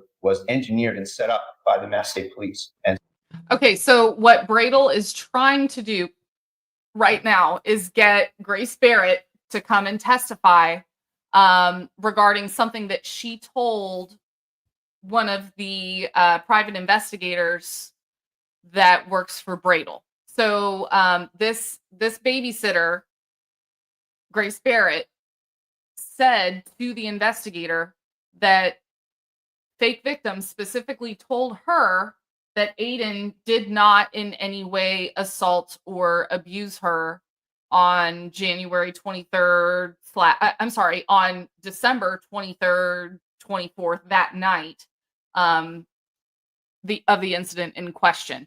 And that that was just something that Tully told the police. so we were demanding, as is Mr. Carney's absolute right, to subpoena those items to this evidentiary hearing. And we don't have them, we're deprived of them, and I want them. So I'm asking the court for assistance with this subpoena, and I have a proof of service from Friday. And I also have information, Judge, that third hand, but it's been filtered through to my defense team, Your Honor, that this woman has. And by the way, you might notice in the captions that when he says Miss Gattani, it picks up as Miss Good Time, and I think that's hilarious. And Ms. Barrett has put it out there, so to speak, that she's not coming. So she has noticed, she has been served, and I would ask that the case issue and that we keep the hearing open until she appears with the required documentation. Obviously, an extremely important witness that would testify to this plaintiff's recantation of what she earlier said. Yes, thank you, Your Honor. Your Honor, we object to the subpoena. We're moving quashes. Essentially, Judge, multiple points on it. The first point is that we received the subpoena. It's impractical and unreasonable to expect anybody to, over the weekend, in a short period of time, pull together all of these communications. That takes a lot of time, and it's simply, we do not have that time to do that. And we haven't been able to do that. Secondly, the information that's requested in the subpoena, Judge. Just to help, I'm just trying to help here. I'm not trying to take over the floor. But counsel's, I think, addressing the same exact issues with respect to Ms. Gattani's subpoena. I'm dealing with the third part. Yeah, I appreciate the help, counsel. Essentially, Judge, what we are objecting to this because this is nothing more than sort of irrelevant and separate issues that we're trying to keep out of this. We're here today for a Q&A extension hearing. Your Honor already found that there was enough evidence to issue this order preliminarily. There is nothing that is requested in the subpoena that bears any relevance on the hearing here today, and it goes well beyond the scope of this civil hearing. And we ask that Your Honor quash. To the extent that they're arguing with respect to Ms. Barrett's subpoena, Judge, I don't see how they are standing to quash a subpoena of a third party. And I think I've made an offer of proof as to relevance. And Where does this information come from? Where does it? So Mr. Chiappetta interviewed Ms. Barrett. Yes, and he wrote a report. And yes, we have, Your Honor. This morning, Your Honor. 5 minutes. About 4 minutes after I met him. So, but yeah, she informed my investigator, and my investigator has a report that we'll submit to evidence, Judge. But again, we should be entitled to the best evidence of it, where she would come in here and testify by way of offer of proof from the defense team that, Lindsay said to her, no, he didn't assault me. He was only trying to get back the papers I had taken from him. And obviously and there's 2 more pages of information that she's offered. So she's a vital witness to the defense here. What are you requesting that I do today? I'm asking her to issue a capias for her to be brought in during court hours and keep the hearing open until such time as she appears with the responsive document. Maybe a phone call for her. Sure, we'd be happy to do that, Your Honor. And Judge, if I may, just for the record, I think what counsel's doing here with these subpoenas, especially with. I think that's kind of relevant. You get that same information from cross-examination. It's talking about a conversation he had with why did we go through all this when we can have this? I waive an offer of proof to that, Your Honor. Those Ms. Barrett eyelashes must feel informed my heavy. investigator that Ms. Gattani took her phone and deleted many, many text messages from Ms. Barrett's phone. So I want to see what's going on with respect to these phones, with respect to what's been evidence that's been destroyed or altered. And that's why this is so important to the defense, Your Honor. Your Honor, this is a civil 209A. It's about one evening in December. They're trying to make this broad fishing expedition to involve everything else that's going around this matter. It's unnecessary. We have a witness here who's subject to cross-examination. You're very able to judge your credibility based on that cross-examination. I think we should go forward with a little objection. Way to go, Just with respect to the Maza. record, Judge, it's the same issues with respect to the subpoena duces tecum that I had issued with respect to Ms. Gattani. There was a schedule of information to be provided, and none of which has been provided. We all of have which would the be link to simply Aiden's available in her Defense cell phone. Fund pinned That's in the all same chat. issues. And Please so click she's that obviously and here, donate. I'd like to know why the documents, responsive Feel free to documents have cite been me in your provided, and what comment. the plaintiff's position is on that, because we are absolutely entitled to those items. And if they've not already been destroyed, which I think they have, but we're entitled to some responsive document with respect to the subpoena. Yes, as it pertains to here, Your Honor, absolutely. Your Honor, he's asking communications with police officers and detectives that are involved in the other matter. It's broad. It's trying to make this into a service. And this is about one evening. And again, communications between the defendant and my client should be in the defendant's phone if he really needs this. And also, we have those, Your Honor. Those are not what we're seeking. We're seeking communications between the complainant, the plaintiff, and the officers who we contend triggered this incident to get Mr. Carney arrested and get his bail revoked. The whole thing was engineered, Your Honor. So we contend. Yes, and I'll allude to the framework, the factual framework there, if I may, Your Honor. The factual framework there, Judge, is that on Friday, December 26th, we were in Norfolk Superior Court. Sorry, 22nd. I think. We were in Norfolk Superior Court on Mr. Carney's arraignment, and at that time, he was relieved of any restrictions whatsoever in terms of stay-away orders, and he was essentially allowed to go back to investigating the Karen Reed murder case. January orders, no. So he left there, and an hour or two later, our defense investigation has revealed that an hour or two later, Lieutenant Detective Tully was at Ms. Gattani's house with a grand jury subpoena for essentially no crime. She had no information, no incriminating information for anything, because I'm privy to my client's interactions with her. So there's no criminal behavior whatsoever that was ever engaged in that would be relevant to anything on a case where he's already been indicted on 16 charges. The grand jury investigation's over. We contend this grand jury subpoena was manufactured and given to Ms. Gattani to make her a witness, just to make her a witness in the case. Yes, it was. So this subpoena was for an incident that hadn't even happened. He had just gotten out of court on the matter involving the McAlberts, and that same day, LG began messaging him, showing him a summons for an entire other incident, which hadn't even happened. So Aiden had not heard jack squat about this whole separate matter in which Lindsay was supposedly a witness. Case as a foundation for a witness intimidation charge later. And so what happened was Ms. Gattani gets this summons for the following Wednesday. Gattani gets the summons. She immediately goes. Yes, the following Wednesday, right. And she served that just right after Mr. Carney gets completely free of any restrictions. And we contend this whole thing is revenge for him being freed up of any restrictions to go back to investigating these cases, exposing these very same officers that are charging him here, which is extremely questionable in terms of.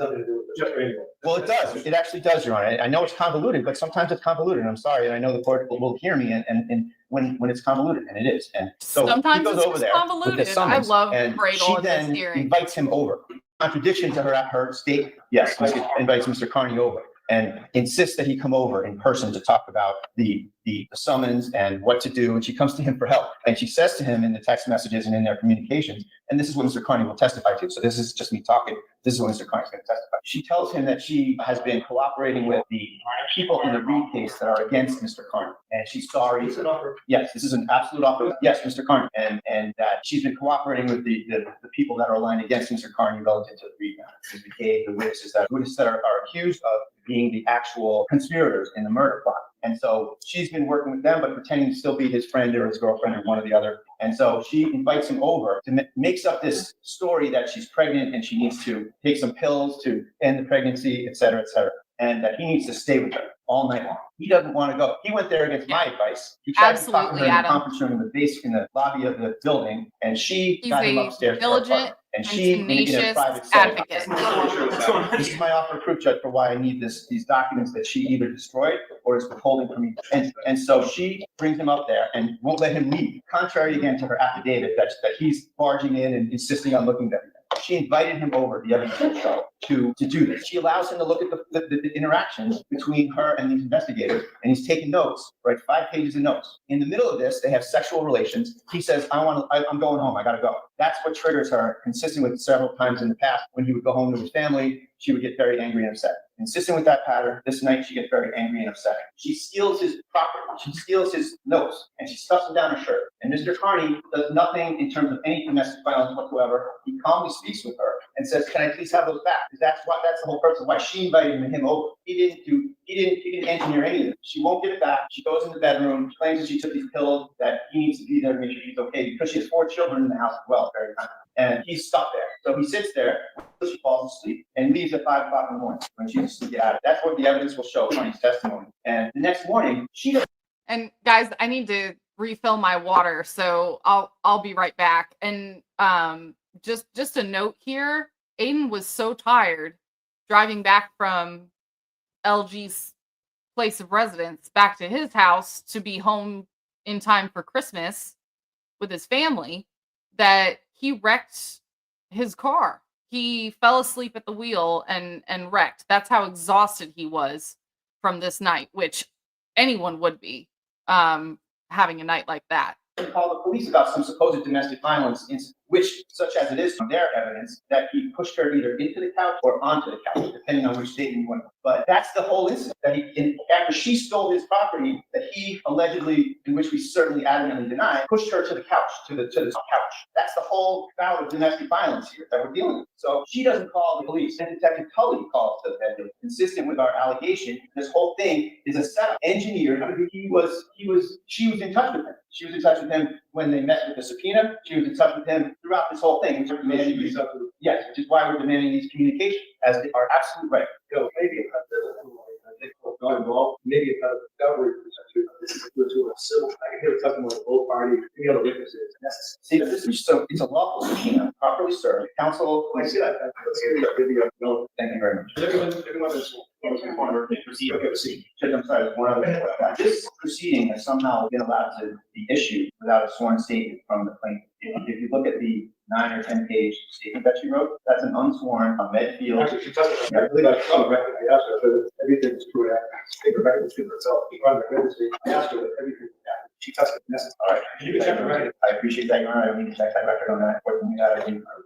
Nonetheless, Your Honor, I think the rules of civil procedure require that motion be supported by a written act. And I would like to have for my papers for the ongoing case, a sworn statement under oath that she signs, at least incorporating that statement or such. There is. Okay. May I see it? I'm sorry. I haven't seen that. You know, I know the Commonwealth is, thank you very much. I know the Commonwealth is very solicitous domestic violence complainants, but sometimes it puts a defendant at a disadvantage and it makes it very difficult like that. But I appreciate that. Thank you.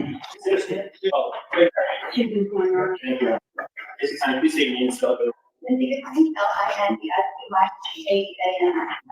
What level of education do you have? I have 2 college degrees, a bachelor's degree, 4-year degree, and I have a associate's degree in nursing as well, and my brother's in nursing. Do you have any children? I do. How old are What do we think here, guys? Give your initial thoughts seeing someone who looks, acts, and sounds like this, who has, like evening makeup on for a court hearing. I mean, my immediate impression is this is, someone maybe with some mental health issues, definitely not a credible individual. 12-5 for 82. were you in a relationship with the defendant? Yes. Approximately when did that relationship start? And approximately when did that relationship end? At the beginning of discharge. So the relationship was roughly 3 months long? Correct. Was the relationship intimate? Yes, it was. Did he ever tell you that he loved you? Yes. Has he met your kids? Yes. Has he been to your house? Yes. Why did the relationship end? We had a disagreement about personal medical issue. Was that your pregnancy? No, disagreement. What was his reaction when you told you were pregnant? Yeah. Nervous. As time went on, what was that developed? The shame throughout. He was nervous at first, then appeared to be somewhat supportive for a while. And then when he learned that I was hesitant about what to do, he became very persuasive in trying to make a decision that he wanted. Did he pressure you into making that decision? Yes. Did he ever say anything like he would kill himself if he did not have a procedure? Yes. Why did the relationship end? Relationship ended because of the disagreement. After you broke up, never harassed? Yes. Objection to the characterization. Correct. After you broke up, did the defendant ever do anything concerning you? Yes. He began making comments about me on his live YouTube shows and on his social media. Did those comments frighten you? Yes. Did he ever threaten you with releasing any of your personal information? Yes. Did he ever threaten to release sensitive photos of you? He didn't explicitly threaten to release the photo, but he did, in my opinion, taunt me by sending me screenshots of certain videos. Did he ever send you any confidential documents pertaining to your children? Yes. Were you afraid of the defendant's action? Yes. Now I want to discuss the evening of December 23rd. Did the defendant come over that evening? Yes.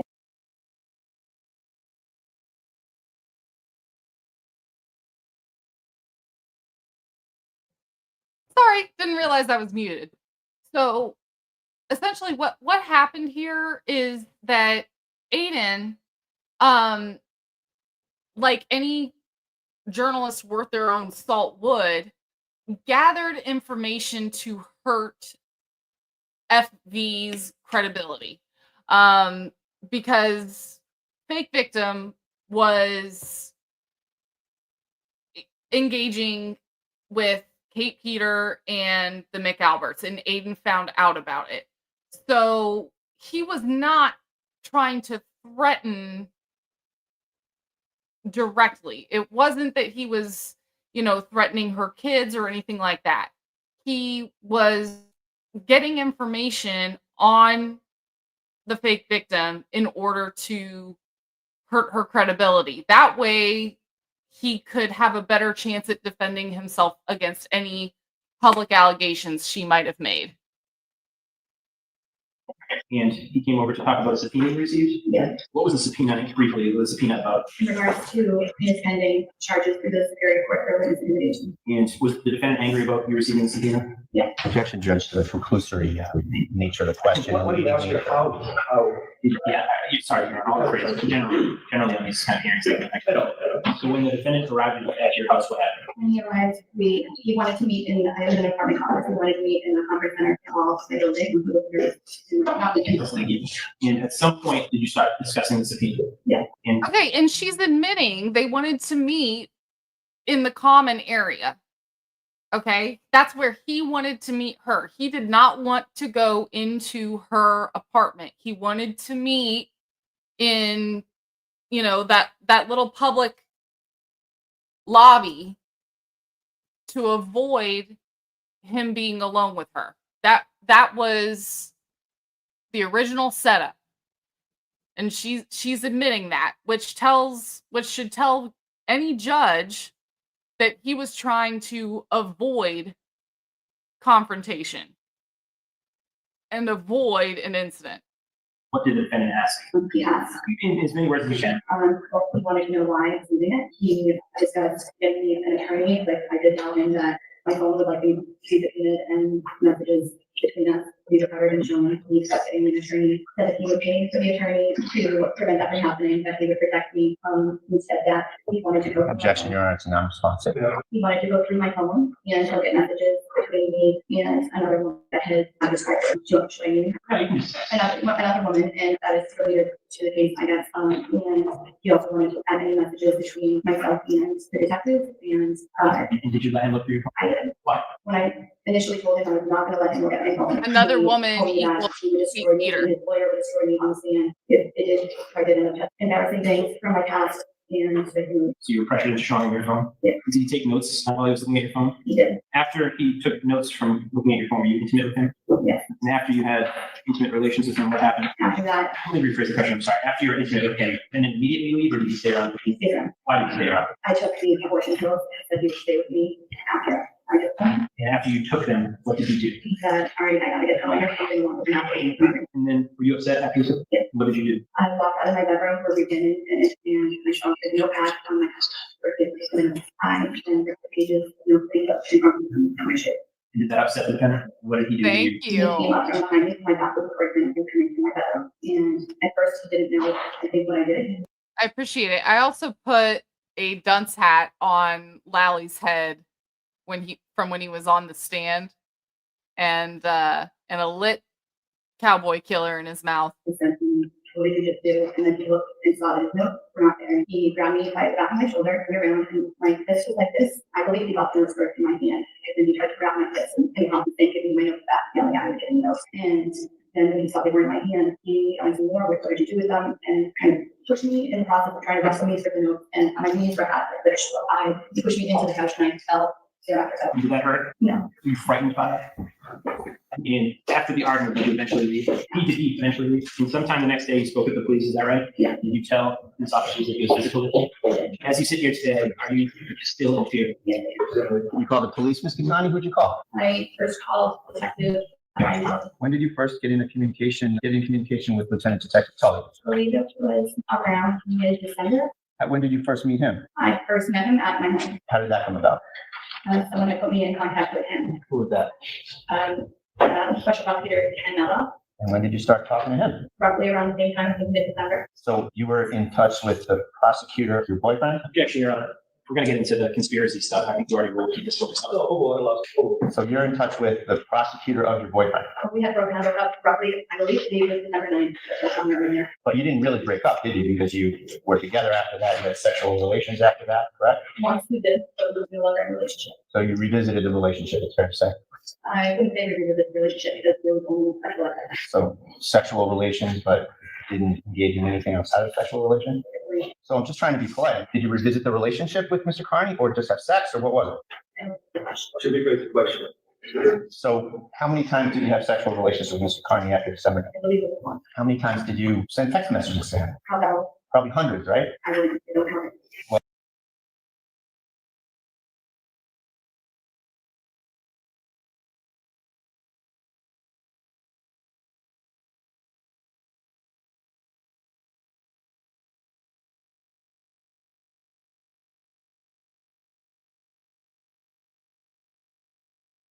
So just getting back to what counsel asked you about, you calling the police the next morning. What time did you call the police? I don't call. Was it, and you didn't call 911, correct? No. So you didn't even call the Medfield police, did you? I felt But only after Lieutenant Tully called the Medfield police, right? And was that in your presence? that the vote. Was I muted? Yep, I sure was. So what I want everyone to pay attention to here is Bradel's level of spiciness in this hearing. His approach is, I mean, if you've ever been to a Thai restaurant, you can get your food mild, medium, hot, and then there's Thai hot. Okay. Bradel is Thai hot in this hearing, and I absolutely love it. It makes me so happy. Aiden could not have gotten a better advocate. Yeah. So let's just get the timeline right here. You wake Yeah, up the next morning. 26. What's the first thing you do relative to Mr. Carney and what happened the night before? I called Detective Carney. And was that a prearranged plan that you were going to call him after you had him come over? No. Did you agree to do that prior to him, Mr. Carney coming over? So let's rewind a little more. The day before, Lieutenant Detective Tully comes over with a subpoena, correct? Correct. And did you know that he was coming to see you? No, I did not. When he got to your house, was he alone or was he with anybody? He was with another detective. What was his? I cannot. And did they announce themselves as far as why they were there? I wasn't home when they arrived. When did you first see him? They got there when I was gone. I got home and saw them at my place. And what was the interaction? What did you say? What did he say? I said hello. They asked if we could talk or someone private to talk. So we went to the business center for the larger common area next to it. And what did you talk about? What was the first thing that was said when you sat down? I don't recall. What do you recall?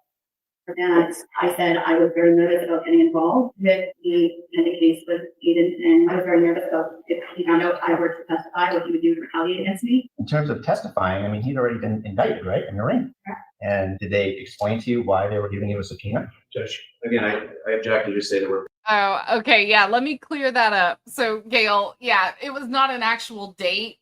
So I had pre-planned a show with Baker, like over the course of this week. And then late last night, Mazza messaged me inviting me to come on his show. And I said, well, I'm doing a show at 2, but if it's before that, then sure. So he said, yeah, 12:30. So Baker ended up coming on as well. And as Baker was logging off, he said, I have a date, but it wasn't a date. It was us actually having a stream together. It wasn't a date. Very little bit off of the reason we're here today. I'd ask that we keep it relative. Did they say why they're giving you a subpoena to an investigation that's already been resolved in the grand jury? They said that I am a witness and that I would be. They said that would protect you, didn't they? No. That if they made you a witness, that would protect you from Mr. Carney, right? No. They didn't say that. No officer said that. That's your testimony? Okay. And once they served you with the subpoena, what did they say about what you were going to testify about? Any Objection, relevance, Judge.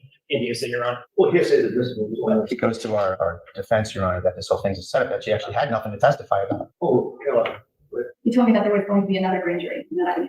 Did you ever prep with them for your testimony? Because that was the first I've heard of them. Okay. So the summons was for the following Wednesday, right? Mhm. So it was for the week. Okay, here we go. So this is what Bradel's getting at here is She had a summons to appear the following Wednesday. For what? And then she was never prepped and she never got called that Wednesday for anything. So, oh no, Gail, no, nobody's feelings are hurt. Don't worry. It takes a whole lot more than that to offend me. Trust me. So what break, pardon the plane flying over my house right now. So what Bradel is getting at here is that there was no actual event that was pre-existed for her to come testify about. This is a pretext for them to make her a witness so that she's part of a protected class, so that they could get Aiden to engage in some type of unsavory behavior with her, or not. They could also, like they are here, just lie about it. And then he's doing that to a witness. About a week away, right? And did you ever meet with them to prep your testimony? I was birthday I got from, so I had never prepped. Right. From then until the date, did you ever meet with them to prep your testimony? Sure. Did you do that on this? What date are you referring to? The date on the Before this subpoena. hearing, this incident, I'll allow it. If it's anything after this incident, it's excluded, okay? Next question. Just trying to catch up to you, Your Honor. Sorry. Saying up till the 20th date, she contacted the 26th. Is that right, Counsel? She contacted Detective Tully on the 24th. 24th. 24th. I think up to the 24th, I'll allow it. Yeah. So the if next I can make day, it offer she proof, didn't the even reason call I'm the cops questioning that is night. because the fact that she was served a subpoena, you would think that if it was a legitimate investigation rather than engineering an No, incident. it's not relevant to this hearing, it's a civil hearing. It may be relevant to something else, another hearing between the parties, but it's not relevant to this. All right, thank you. Please don't mind. Anything up to 24th. So on the 24th of December, you received a subpoena. Sorry, on the 22nd, you received a subpoena, correct? All right. And then how long after you received the subpoena and the detectives left were you in touch with Mr. Carney? I don't recall. I know, I think it's that night that I don't. If I could just have one moment, please. She's about to So pull isn't it some true that receipts. you called Mr. Carney at about 4 p.m. on the 22nd? Only an hour, let's say, plus or minus, Lieutenant Detective Tully and his partner back. Did you guys see the court officer right here? She testified. Hang on. Can y'all see my cursor? She testified in Carney's hearing or trial about violating the restraining order as well. So we're gonna see her a lot. I forget her name right now. p.m. on the 22nd. Only an hour, let's say, plus or minus, Lieutenant Detective Tully and his partner back. Could be correct. I think that's the time. So you don't remember the details of this, did you? I remember calling it, but I don't know. So it was the same day though, right? It wasn't at 10 o'clock at night. It wasn't dark out. It was the same day, right? Okay. So Tully leaves you a subpoena for a grand jury investigation next week. By the way, did you ever testify? Just yes or no? No, it's being rescheduled. So it was canceled. So you never testified. Okay. Have you ever been back in touch with them about arranging a date? I haven't been in touch with them, but we haven't figured out the new date because it's the court date with them. So it's just floating out there with no date on it, right? So you get the subpoena. Did you make any sort of Yeah. So this appearance that she was supposed to make for a mystery case never happened. And yes, Your Honor, it is relevant. plan with these detectives to contact Aiden about it? Yeah. Did they tell you whether to contact them or not? I asked them if I was allowed to make the. So they said yes. They didn't say, gee, well, since you've had so many problems with him, you should probably not contact him. They didn't say anything like that. No. They said it was okay to contact him, They didn't, they said that it was okay. I asked if it was okay. and they didn't discourage you, did they? They said it was okay. They said no. Did you tell them you were going to contact him? No. Mhm. So They said it was okay leave, for her to you get on the contact phone with Aiden. Aiden and you tell him what happened, right? Yeah. And then there was some texting that happened after that. And just to summarize it, the texting was that you were sorry that you got involved with this. You were sorry that you. Okay, so here's how the fake subpoena is relevant. The prosecuting party is claiming, and Lindsay is also claiming in her affidavit that she didn't want anything to do with Aiden at this point, and at the point of the day in question. She just wanted him to leave her alone. Oh, okay. Got it. All right, Esty. I hear you. Sarcasm isn't always the easiest to pick up on, especially when it's in writing. But, you know, just to clarify for anyone else watching, the reason it is relevant is that in in opposition to the fake victim's affidavit saying she did not want to see Aiden that day, she had spent several days trying to lure him over with, you know, floozy woozy messages. And what finally convinced Aiden to come over to her house and talk to her in person was that she sent him a photo of this summons. Okay. She got this subpoena and asked Aiden, I don't know what to do. I want to get out of this situation. I can't afford representation. So Aiden says, okay, I'll come over, against his better judgment. But that means that she was not being honest about not wanting to see him that day. And her text messages will show that as well. Spied on him for people that are antagonistic to him in the Reed case, and then you just wanted to get out of the whole. Yeah, one question at a time. Sure, I'm sorry. Yeah, that's Sorry. 3 questions. Sure. The gist of your communications with him was that you were sorry for taking the position against him, and that you just wanted to get out of it somehow, right? Could you rephrase the question? Sure. You contacted him, and you had a change of heart back to Mr. Carney, and you wanted to communicate with him, and you told him you were sorry about getting involved with the other side, right? I told him I was sorry, but it was related to relation. And what was it in relation? He was angry that I had been in contact with a woman he was not fond of, And who's that? Kate Peter. And what's the gist of your knowledge of the relationship between Peter and Mr. Carney? As far as I know, they have had an ongoing for several years. She also has a YouTube show, and they go at each other. I don't really, that's the way I know that they argue a lot and work repeatedly with each other. And when Full you of broke up with shit. She Mr. knows Carney exactly what near their the drama 9th is. of December thereabouts, you then started to give Ms. Peter information, is that right? Objection to relevance. Sustain. Council wants to engage in discovery. I said sustain. Thank you, Judge.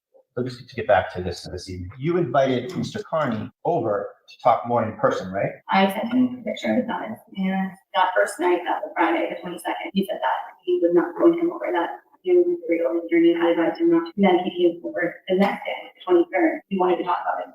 So we agreed that you invited him over to do this, right? I couldn't say I invited him on Friday. Friday was the first thing I did invite him over on Friday. So on 12/22, you sent him a text that says, can you come over tonight? Yes, I got my date picked up. Friday I did invite, and he did not come up. Now, that's different than what your affidavit says, isn't it? Sure.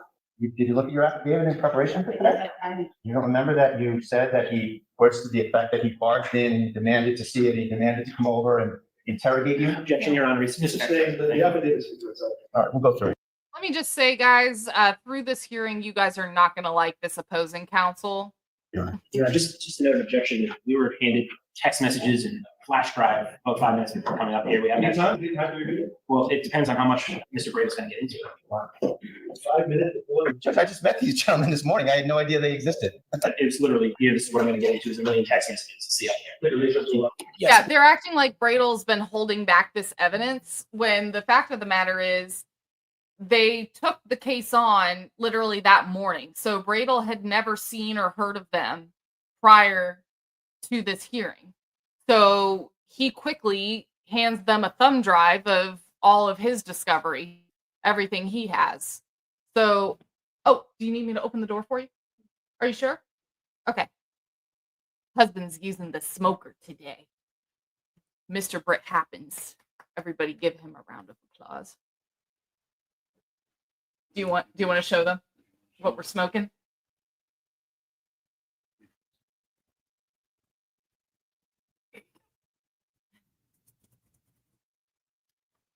But they keep pretending like Bradle has been holding back his evidence from the opposing counsel. He had never even met them before. We have, unfortunately, had some issues opening them, but I got the past 10 minutes. I got 60%. You know, just for the record on that, I mean, she's the moving party. She had a summons with my address and phone number, and I think she already had my card before that.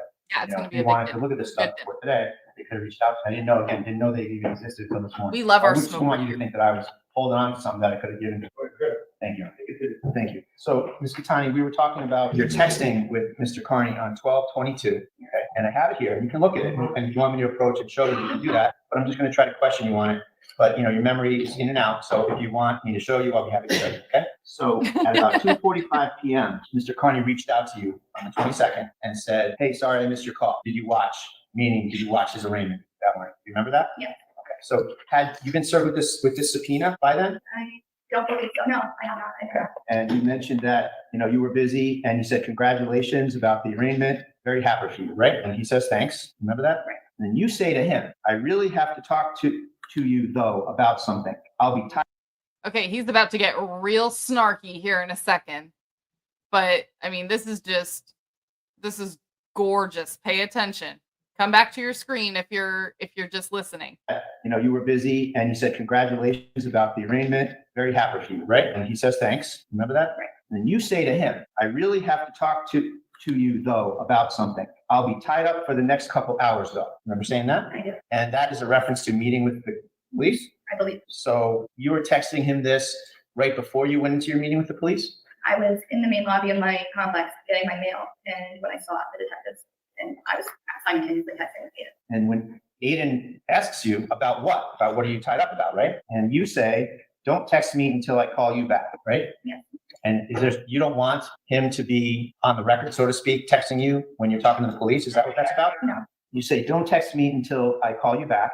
He says, "Why?" And you don't answer him. You just say again, "Don't call or text," right? And why was that? Because I was going to be meeting detectives, and I didn't want my phone call. I would be able to take any calls. And then he says, "Why?" again, and you don't explain again. You say, "Just don't," right? Correct. And he thinks that's shady, right? He says that's shady. Correct. And it was shady, wasn't it? Define shady. This whole thing was shady because it was a setup to get Objection, Your Honor. right? What's shady? How about this whole freaking thing? Because it was a setup. Oh, you Paisley May. This whole thing was the setup. And yeah, you're shady, totally shady. Everybody up in here is shady.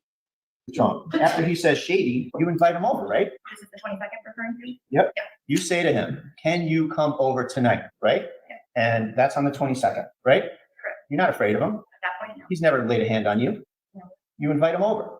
But your testimony is that you've been broken up since the 9th of December, right? Correct. Now you want him to come over. Why'd you want him to come over? Discuss. Why didn't you just text with him or communicate with him? If he was doing all these horrible things to you, putting things on the internet, threatening you, demanding this. Okay, so I don't know his name, but the man in gray in the bottom right corner, he is lead counsel. And then there is, I believe he's a public guy. And then there's another man just to the right of him in a black suit who appears very young. But they literally just took on this case that day. So they are playing catch up. And again, everything that they do when objecting to the evidence, they say, "Well, we only got this today."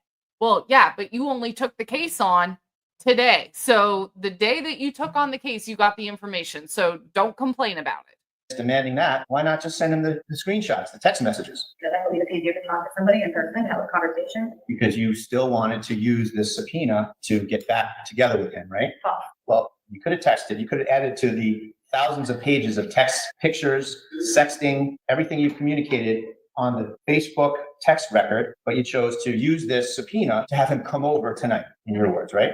No. Well, isn't that what you just said? You said, "Can you come over tonight?" Because you wanted to discuss the subpoena, right? I didn't use him to have him come back. I wanted to discuss it. Right. So I'm just going to echo those words again. You just said, "I wanted to discuss the subpoena in person," right? That was your testimony just now. Yeah. That's different than your affidavit, isn't it? Which part? Where you paint a picture in your affidavit that Mr. Carney is the one that's desperate to. Objection, Your Honor. Yes, Your Honor. You have a copy of the affidavit? I do, Your Honor. Page, start on the bottom of page 4, Your Honor. I messaged Aiden a picture of my summons. So up until then in your affidavit, you were talking about how you were afraid of him revealing information about me, right? Correct. And at that point, you had betrayed his trust, right? Yeah. You know what betrayed his trust means? Objection, Your Honor. He asked the question without harassing. You went to the other side against him and you communicated with them and you said the police, his rival, Ms. Peter, the witnesses that he say are the actual murder conspirators in the Reed case, you were cooperating with them and feeding them information on Mr. Carney, right? Objection to relevance. Thank you. So I'm just explaining the betrayed trust. Oh, no, one question at a time. I'm sorry. So you betrayed his trust. I don't believe I did that. I believe I've been taken care of. I'm wrong that I have right now another friend or relationship. We'll leave it there. Then you're afraid that because you did that, that he would retaliate, right? And perhaps another word for retaliating or threatening to do something is that he's trying to defend himself from what he found out was your attacks on him. Isn't that another way of putting it? Objection, Your Honor. I messaged Aiden a picture of my summons because I thought that if he knew they were forcing me to testify, then he wouldn't retaliate against me. So he had ulterior motives. Then you write, he wanted to meet up to discuss my summons in person. That's a lie, isn't it? Your text message. You are literally lying. You said you wanted to meet. Watch that He again. knew they were forcing me to testify, then he wouldn't retaliate against me. So he had ulterior motives. Then you write, he wanted to meet up to discuss my summons in person. That's a lie, isn't it? Your text message is literally, can you come over tonight, correct? Are you referring to the 22nd? Yes. I did clarify this already on the 22nd.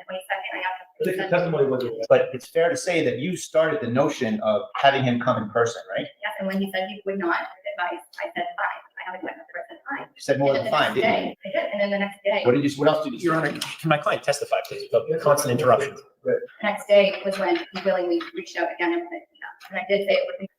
Well, you didn't say fine when he said that advice of counsel, I shouldn't go over there. You said, fine, that's your decision. Then if you're looking out for yourself, I have to look out for myself. I won't be calling Tim. He says, I'm just doing what my lawyer told me to do. And you said, yup, and now I have to get one and listen to mine, and they're going to find out about the baby. That's what you said, right? Well, those I said the first part first, and then I said it, by the way, they're also going to find out about Detective Tully and the other detective whose name I can't remember.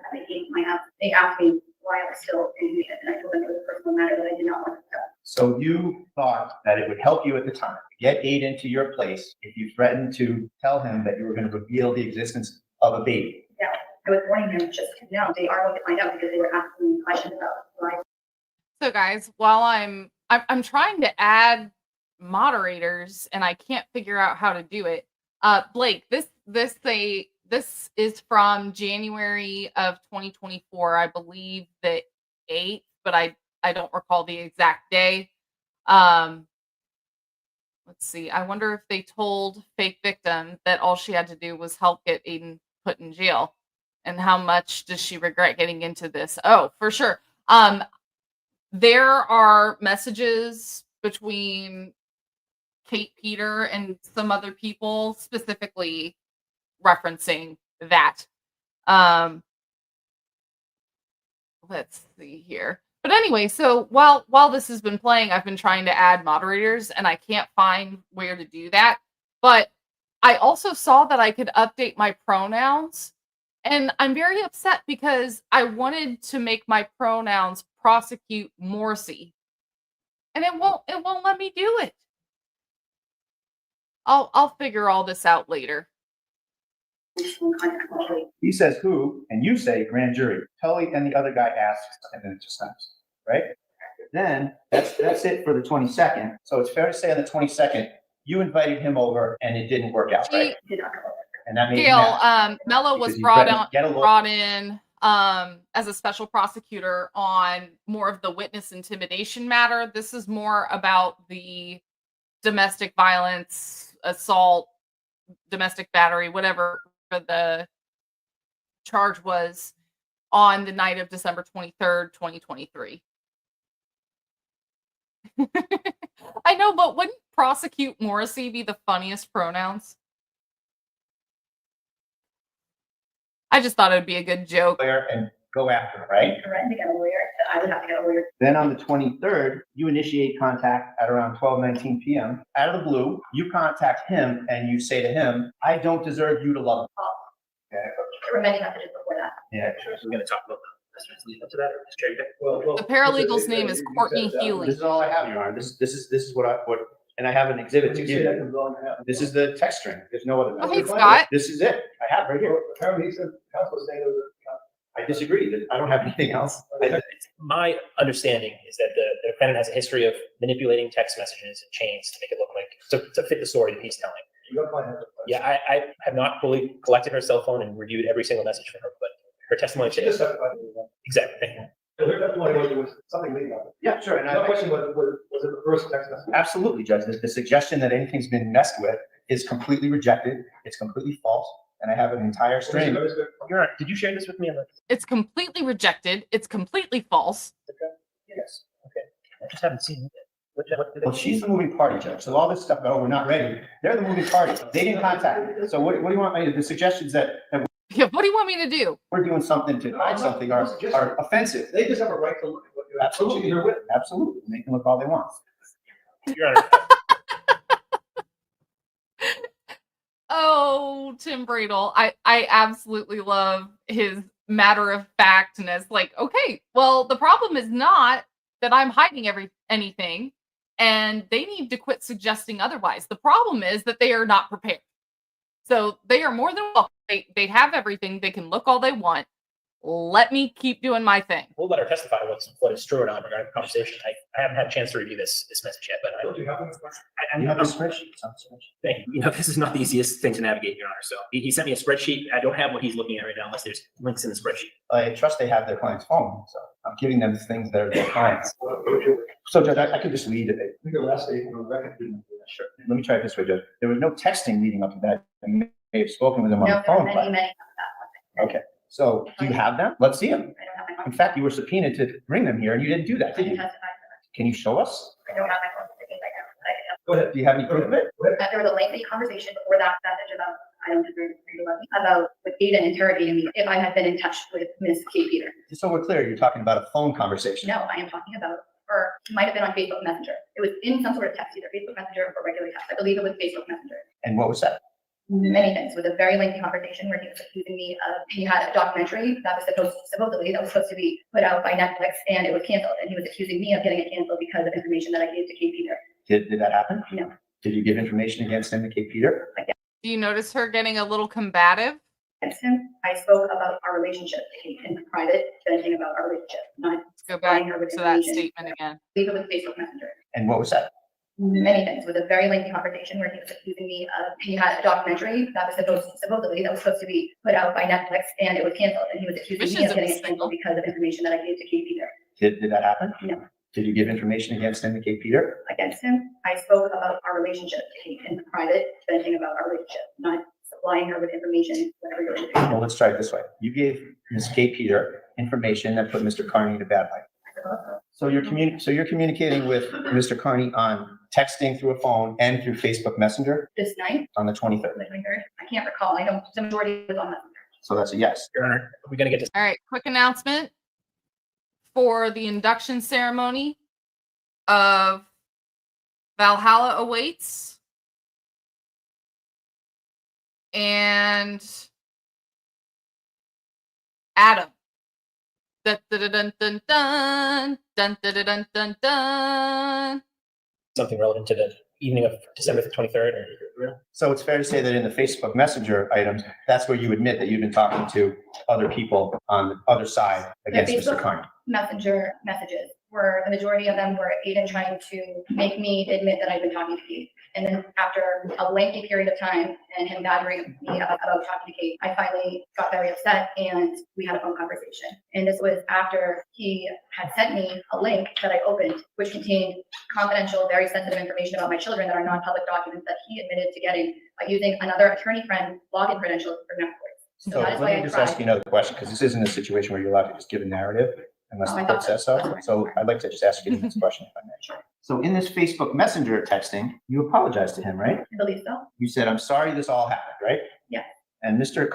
And we have a group chat that I will add y'all to. All right, more spicy Bradle, buckle up. Carney is very gracious about it, isn't he? I would have to. Judge, I've lost track of what date we're in and what the relevance is here. I'd object to this line of question. That's what happens when you come into a case the morning of the case, Judge. So it's not my problem. I'm just asking that he clarify his questions. We're gonna watch that again. Just 1 second. Watch this. Yeah. And Mr. Carney is very gracious about it, isn't he? I would have to. Judge, I've lost track of what date we're in and what the relevance is here. I'd object to this line of question. That's what happens when you come into a case the morning of the case, Judge. So it's not my problem. I'm just asking that he clarify his questions. I'm getting lost.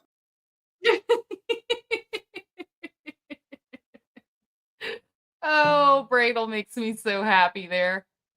It's not my problem. You're unprepared. being lost. And Mr. Carney says to you, and this is along the lines of my suggestion, he's being very gracious. He says, and if you confess to me that you've done all this, I would forgive you. I know you're expecting me to be the person Kate told you is me. And years ago I may have been, but I'm not that person anymore. I'm not vengeful. I don't care how badly you wronged me. It hurt the part about Allison and my mom becoming public. It hurt when Chrissy did it too, but life is too short for grudges. Your Honor, objection again to relevance.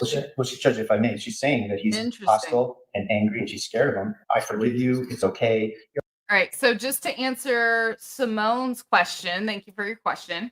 So right now, Bradel is going through messages with Lindsay Gaetani, who is the prosecuting party in the matter of Aiden's alleged,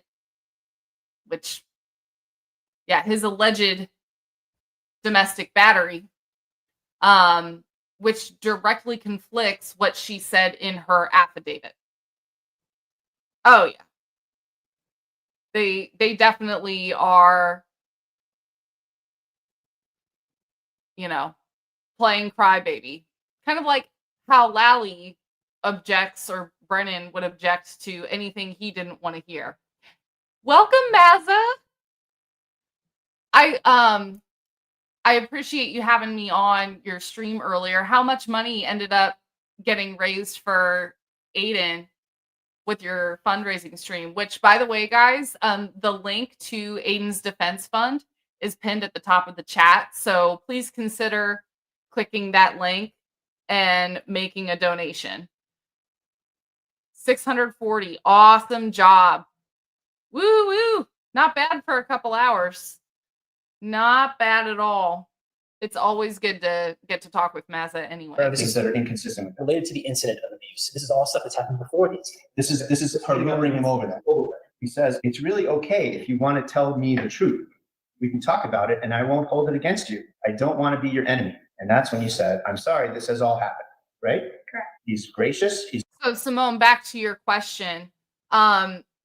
In Lindsay's affidavit, she was saying things like, I wanted him to leave me alone. I wanted nothing to do with him. I was afraid of what he would do, where in the messages, Aiden is being very kind. He's being very forgiving of her. And she's the one inviting her to his house for crying out loud.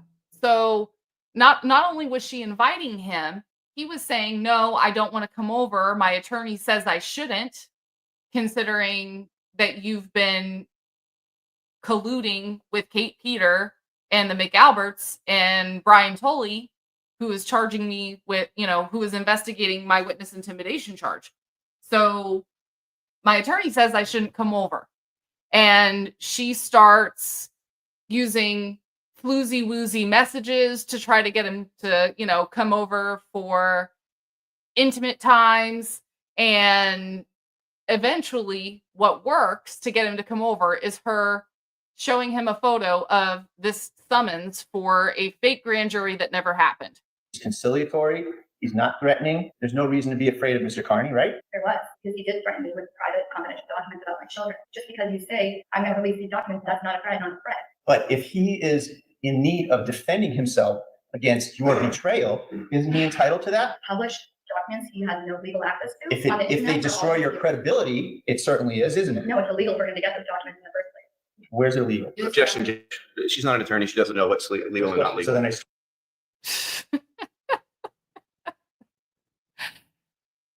You've got to be a special kind of conceited to argue to a lawyer of Tim Bradel's caliber that Aiden had no legal right to obtain those documents. First of all, no, he could have walked into the clerk of court and gotten those documents. Oh my God. Just anyway. And then her own attorney stops the conversation, basically saying she's wrong, but she doesn't know any better. But man, it takes a special kind of narcissism to say that Aiden got those documents illegally somehow. Let's watch that again. That's an interesting little back and forth. He's conciliatory. He's not threatening. There's no reason to be afraid of Mr. Carney, right? Welcome back, You did threaten me Ruthann. with private confidential documents about my children. Just because you say I'm going to release these documents, that's not a threat, not a threat. But if he is in need of defending himself against your betrayal, isn't he entitled to that? Published documents he has no legal access to. If on the they internet, destroy your credibility, it certainly is, isn't it? No, it's illegal for him to get those documents in the first place. Where's it legal? Objection, Judge. She's not an attorney. She doesn't know what's legal and not So legal. then I strike the testimony, move to strike the testimony. So after you, As I said, only lawyer, yes, sir. So there's just for the record on that, Judge, I think there's a bit of a conflation there, okay? In the sense that mass courts wouldn't have sealed or impounded or confidential documents on it. Mass courts is just a way for certain people that are allowed to get into it to access the court dockets, but it's really just a reflection of what you would get when you went to the clerk's office. And so I don't want the court, I know the court certainly knows this, but I just want to suggest for the record that I think the witness is conflating access to public documents through mass courts with going to the courthouse and getting them when you would absolutely be entitled to do so. And Mr. Carney is an investigative journalist who's very good at what he does. And he would, when he's attacked by someone, he has every right, as we all do, to go and get documents that he could use to defend himself. And that's what's happening here. Yes. Because she happens hurt to her know something about credibility. a journalist having access to mass courts, and he's certainly not the only journalist probably in this room that has access to mass courts. Argument that he went to the parole, get your advice, get information against this. No, Your Honor. No, I'm saying that I'm addressing her statement that she's afraid of him because of this stuff.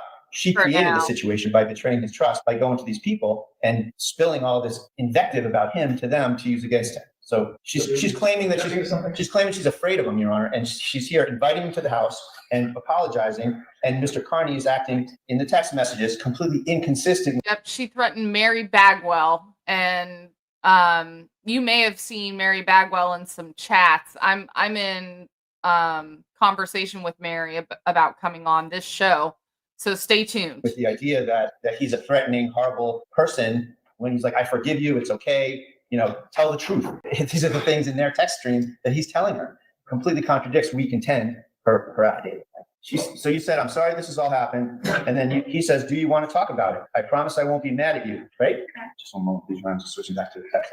So now on the 23rd at 12:19 p.m., then for whatever reason, you guys switch back to texting, right? At 12:19 p.m. on 12:23, you're now texting. And that's where you say to him, the first text of the day is, I don't deserve you to love me, right? I can't recall if it could be a switch to text at that point. Do you want to see it? Sure. May I approach you? You have that count? Yes. Okay. So we agree that the first text of the day is 12:19 p.m. You say to him, I don't deserve you to love me, right? Correct. But Baker, just you need to be clarify, asleep. it's 12:19, like we had been talking up until midnight, so it's not like I knew, right? We had just continued our conversation So from Messenger. I can show it to you again, but the text stream says 12:19 p.m. Does that refresh your memory at all? Can I see it one more time? I'm Sure. sorry, I didn't look at It's the. perfectly fine. May I approach you? She's pulling a Jen McCabe. So we agree it's 12:19 p.m., right? Yes, correct. I don't deserve you. I need to see the text again. If you would just show me, that might help refresh my recollection. You love me, and then you say, I'm so sorry, right? And he responds, maybe not, meaning maybe you don't deserve to love him, but I do. I believe in forgiveness, and holding on to hate makes me a worse person. I cannot help but feel empathy for you. I don't expect you to understand. I believe that you are truly sorry. I believe you would take it back if you could, right? Meaning the betrayal. So then you text back a long paragraph, right? For texting anyway, as far as texting goes, about 10 lines. You say, in response to him saying, I believe you are truly sorry, I believe you take it back. You say, I am and I would. You are sorry and you would take it back, right? Yes. Now, why would you take back what you did with respect to Kate Peter and the police and everything else? Objection, relevance. Say, I have loved you and still do, right? That's what you said. I know there's no excuse. I was hurt and Yes. angry and also very Closet scared. baby would have and made it felt out by desperate. now. I'm not a demon. You say some things and counsel wants to put the rest of it in. She just said to him, I am not a demon. In a Peter and text. the police and everything. Objection, relevance. Say, I have loved you and still do, right? That's what you said. I know there's no excuse. I was hurt and angry and also very scared and felt desperate. I'm not a demon. You say some things and if counsel wants to put the rest of it in, they can certainly do it, but I'm just going to go down in the interest of time to halfway down the message. Everything that's going on scares. You've got to be pretty far in the red to say to someone, I'm not a demon. Nobody directly accused you of being a demon. I'm very confused by that statement.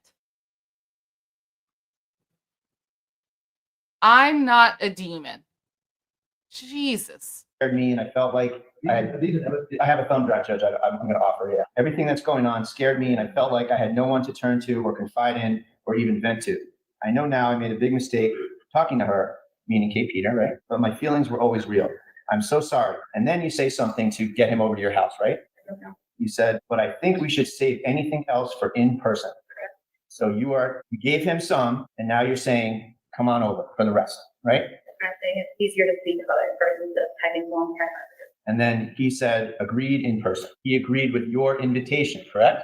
Correct. You're the first person on the 23rd, just like you were the first person on the 22nd to say, come over. Incorrect. We had a phone conversation, I believe, prior to this message. And when was that? I believe it was prior to this text message.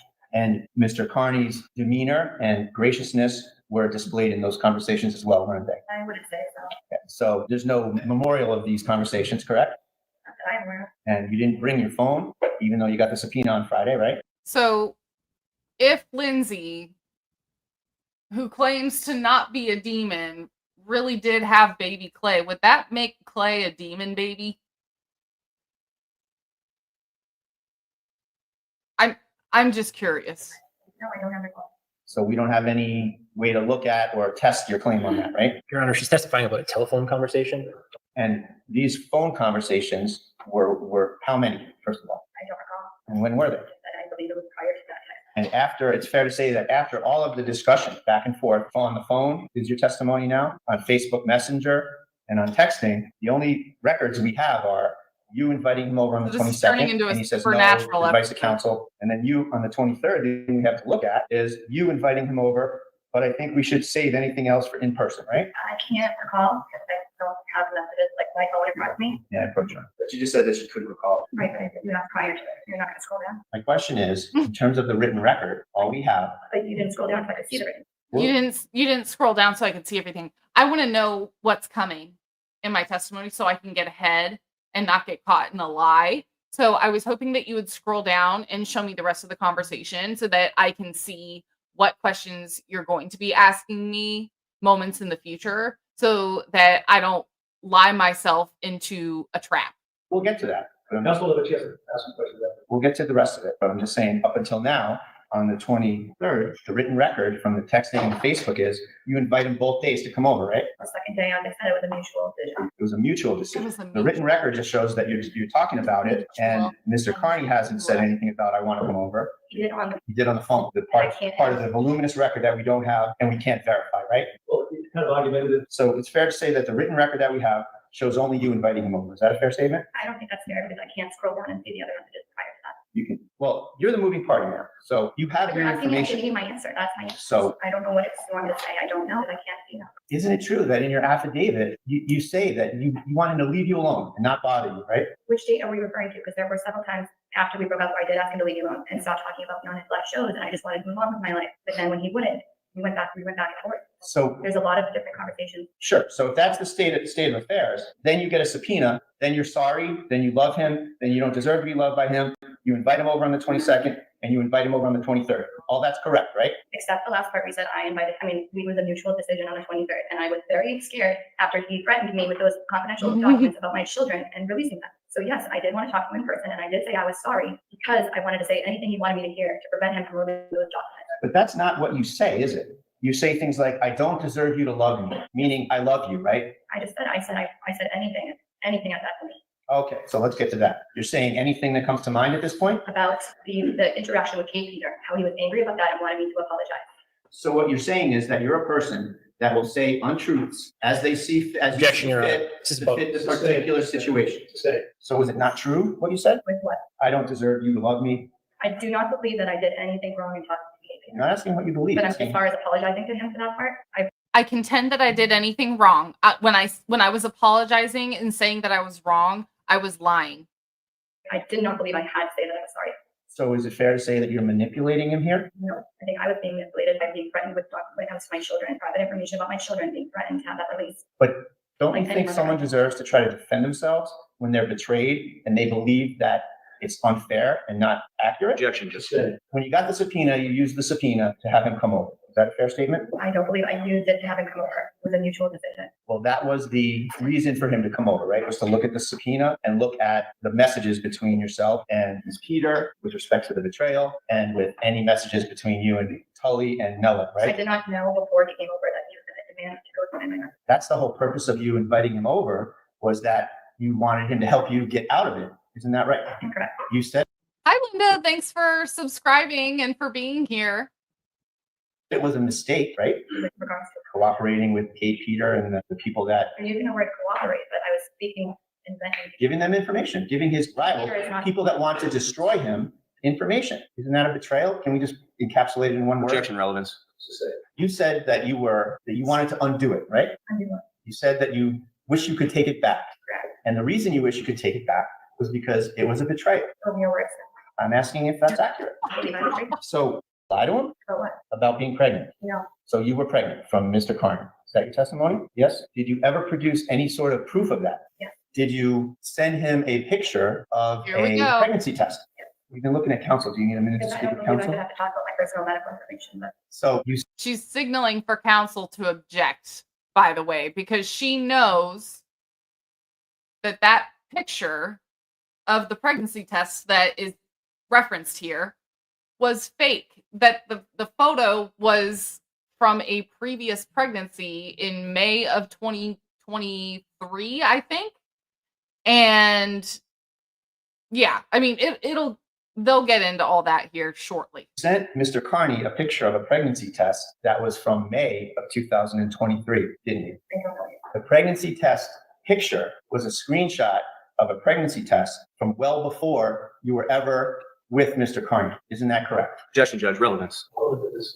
So just the offer of proof is that Miss sent Mr. Carney a picture of a pregnancy test because Mr. Carney didn't believe that she was pregnant, and that she was using the pregnancy to manipulate him into coming over, not leaving, staying with her, and manipulating him all sorts of ways with respect to it.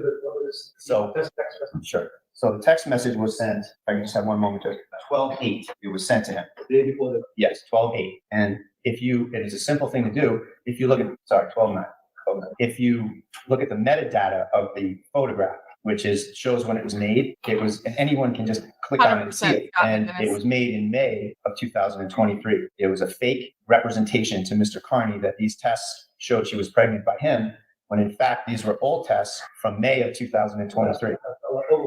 So, Ms. Gattani, isn't it true that you used a photograph of old pregnancy tests from May 2023 to trick Mr. Carney into thinking you were pregnant by him in Thanks so November, much, December South Dakota. 2023? Did you do that or not? No, I'm not trying to trick you. My question is, did you present those photographs to Mr. Yes. Carney? I presented the photograph. So we agree that you deceived him. You presented photographs from May of 2023 showing that there was a positive pregnancy test, right? You don't know what I'm talking about. Where did you get? Mm-hmm. She gets real. She decrescendos here pretty good. Her voice gets real soft. She knows she's in a corner These here. pregnancy tests. Do you need a moment to talk to counsel, Judge? I have no objections. Just trying to speak to counsel. That's fine with me. If you need a moment. So, Ms. Gattani, when we left off, you had mentioned that the photographs of the pregnancy test that you offered over to Mr. Carney were from May of 2023. Is that right? Can you repeat that? The photographs that you sent to Mr. Carney showing a positive pregnancy test after he had been inquiring for proof were not responsive proof to Mr. Carney being involved with that baby, right? Your question is what? You took a screenshot from May of 2023 of pregnancy test. How many times has he asked this? In how many different ways? I mean, you can play the dense card all you want to defend yourself, but we're going to get to the bottom of this, which is that you were not ever pregnant, And you sent it to or at least not with Aiden's child. Mr. Carney, right? So it's your testimony that the screenshot that you sent to Mr. Carney was not a screenshot from May of 2023. It was not a screenshot of a pregnancy test from a pregnancy that Mr. Carney never had anything to do with. That's your testimony. Objection, Your Honor. I'm having a hard time finding the metadata that you're talking about. Well, I think she's talking about it 3 times. Yeah. Okay, so first of all, thank you, Nikki. Please give a round of applause for Nikki, who is one of our fearless moderators here. Also, I would also like to ask for a round of applause for myself, because A week later, I finally figured out how to get the comments smaller.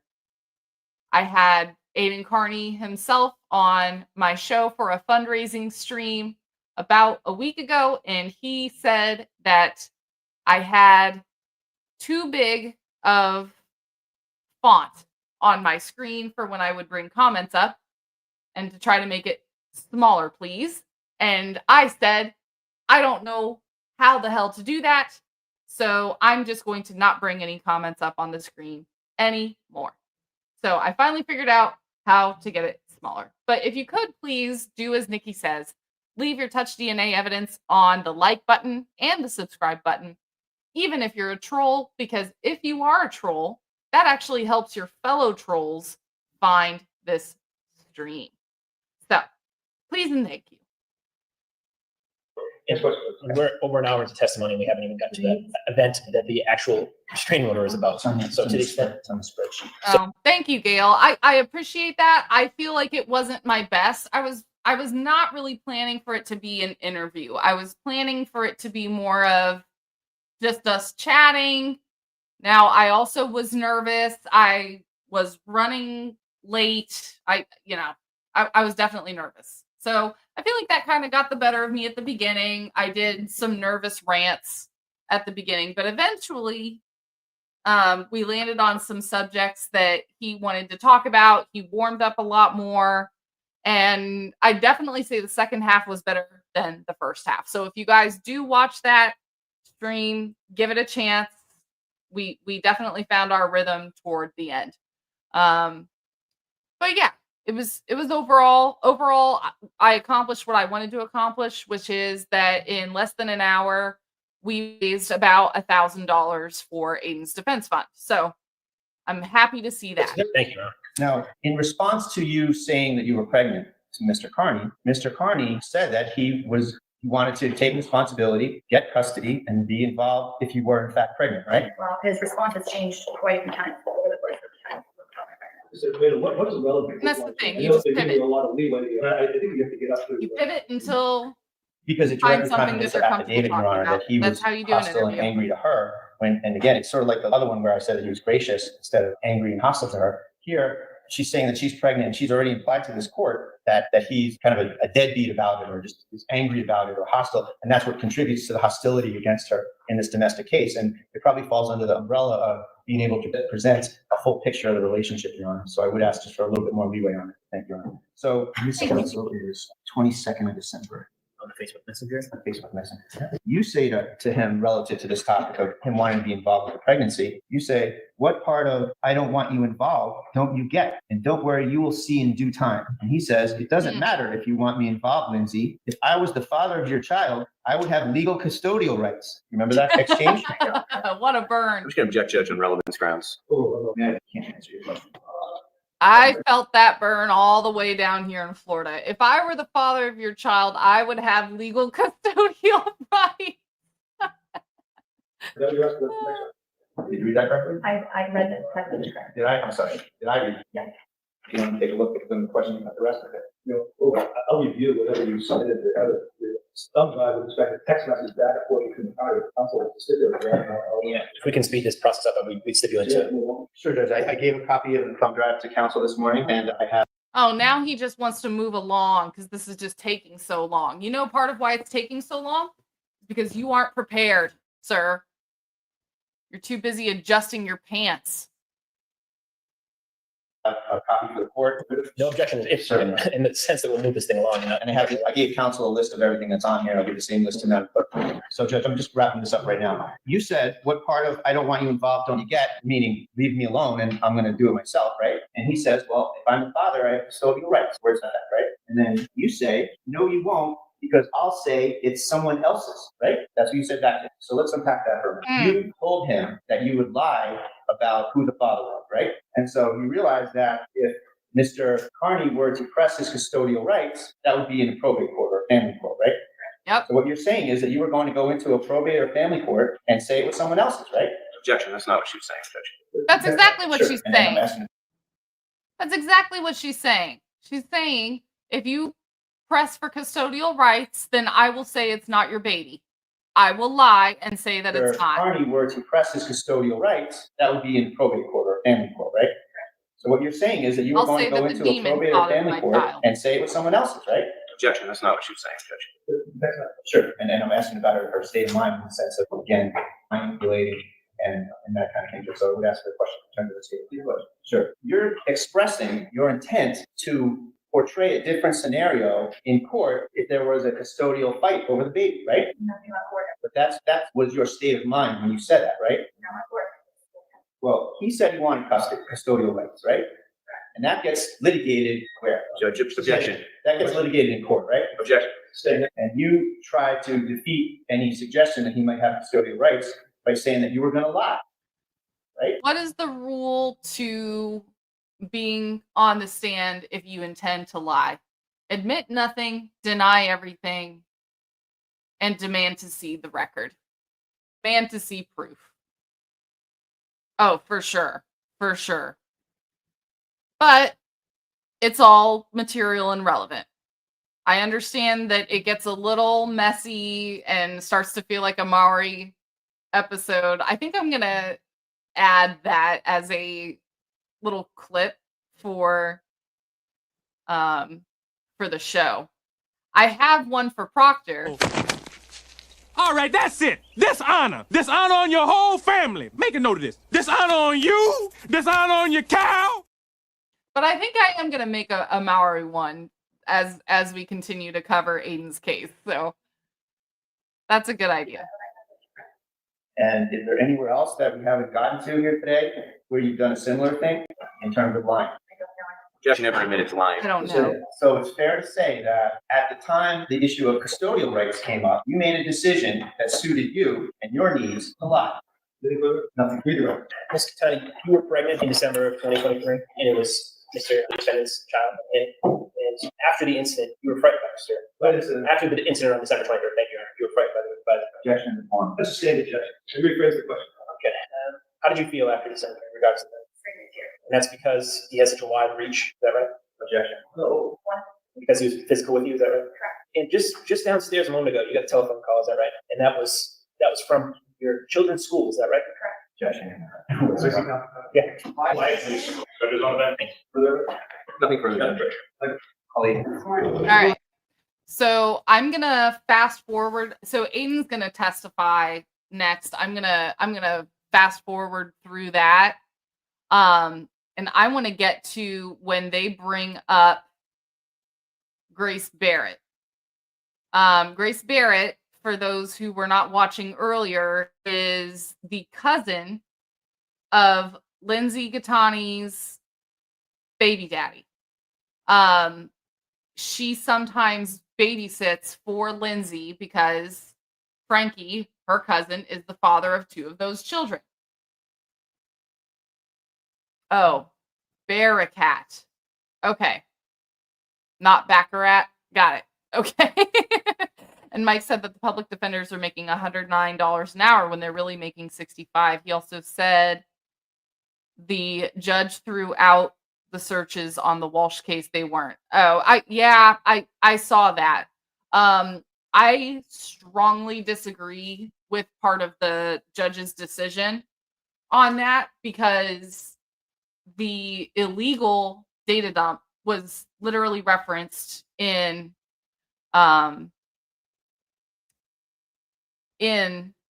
affidavit trying to get the search warrant. So and we'll cover that another time, but I do want you guys to see the Grace Barrett testimony because if you remember, she was interviewed by the private investigator that Bradel hired.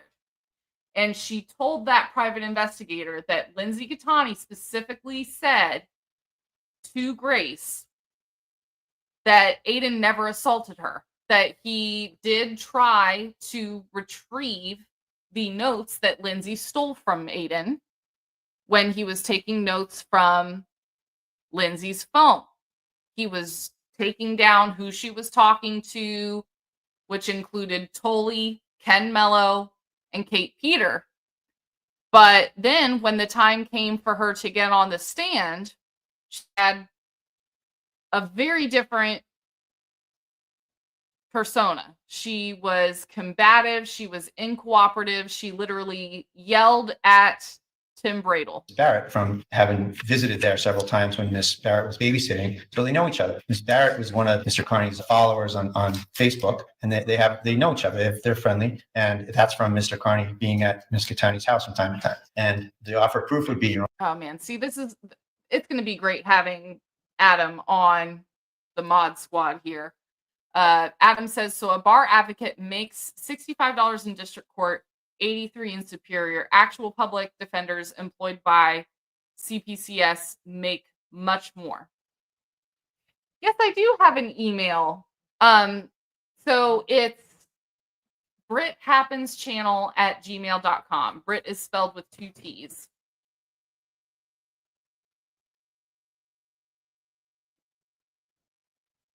You can email me there anytime to contact me. That Ms. Barrett reached out to Mr. Carney and told Mr. Carney the same thing that I was proffering. When did she reach out? On the 25th and 26th, they spoke on the phone, and the similar information that we were going to offer through Mr. Chiappetta, our investigator, was related to Mr. Carney. And when Mr. Carney reported that to me, I said, okay, Mr. Chiappetta, get out there and get a statement. So it actually originates with Mr. Carney. You get a statement from her? Mr. Chiappetta did. Well, no, Mr. Chiappetta spoke with her. She didn't want to cooperate. She didn't want to testify. She didn't want to sign a statement. So Mr. Chiappetta, he wrote a statement about his interaction with her. And so it's Mr. Chippetta's statement. But Mr. Carney took the same information from her. That's what prompted us to send our investigator. Excuse me one second.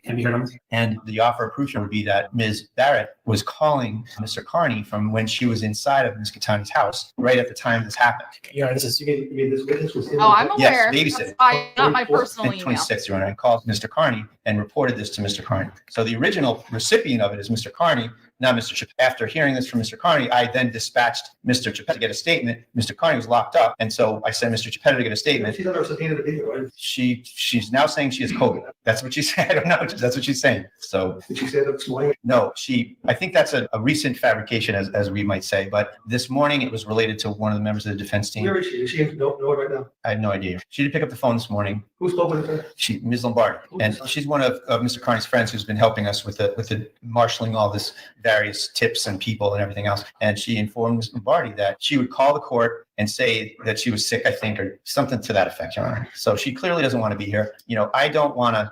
Okay, so what Bradel is saying here is that Grace Barrett, the one who Lindsay told that Aiden never assaulted her, is now saying she's going to claim to be sick in order to not come testify. She does not want to testify. So Bradel is asking for a subpoena to get her on the stand. If she has COVID, supposedly, and she's this reluctant, and she's related to not myself, Mr. Chiappetta and Mr. Carney, that she doesn't want to testify. I understand she being reluctant, but she's a key witness as far as your client. Absolutely, Your Honor. And I would rather hear from her than hearing from an investigator or hearing from Mr. Carney or hearing from Ms. Catana. I'd rather hear from her under oath, subject to your examination and cross-examination by counsel. Sure. Because if she is saying, you're saying that she has, have you spoken to her? No, I have not spoken to her. I don't want to be a witness. That's why I had my So investigator your do it. investigator says she will testify that Ms. Catani had a conversation with her and Ms. Catani stated that he did not assault. Correct. That's important. I'd like to hear that testimony. I would too, Your Honor. If I could just have one moment, please, Your Honor. What have you heard? I think you're it, but there's about 8 layers of hearsay here. I can actually have a conversation with her. Correct. First of all, remember, this is in the timeline. This is after the event. And my client will testify if need be that she did not have a conversation with Ms. Barrett regarding what's proffered in this. Judge, I appreciate the court wanting to be careful and meticulous. I made that question, sir. I want to examine it. Sure. Well, I don't know what to tell you, Judge. She's saying she has COVID. I don't think she's going to agree to come in without. She's not responsive. Yeah, ma'am, would you raise your right hand? Do you swear in the matter now in the hearing to tell the truth, the whole truth, and nothing but? So this is the testimony of Grace Barrett. She is on Zoom because she has claimed to be sick. Okay?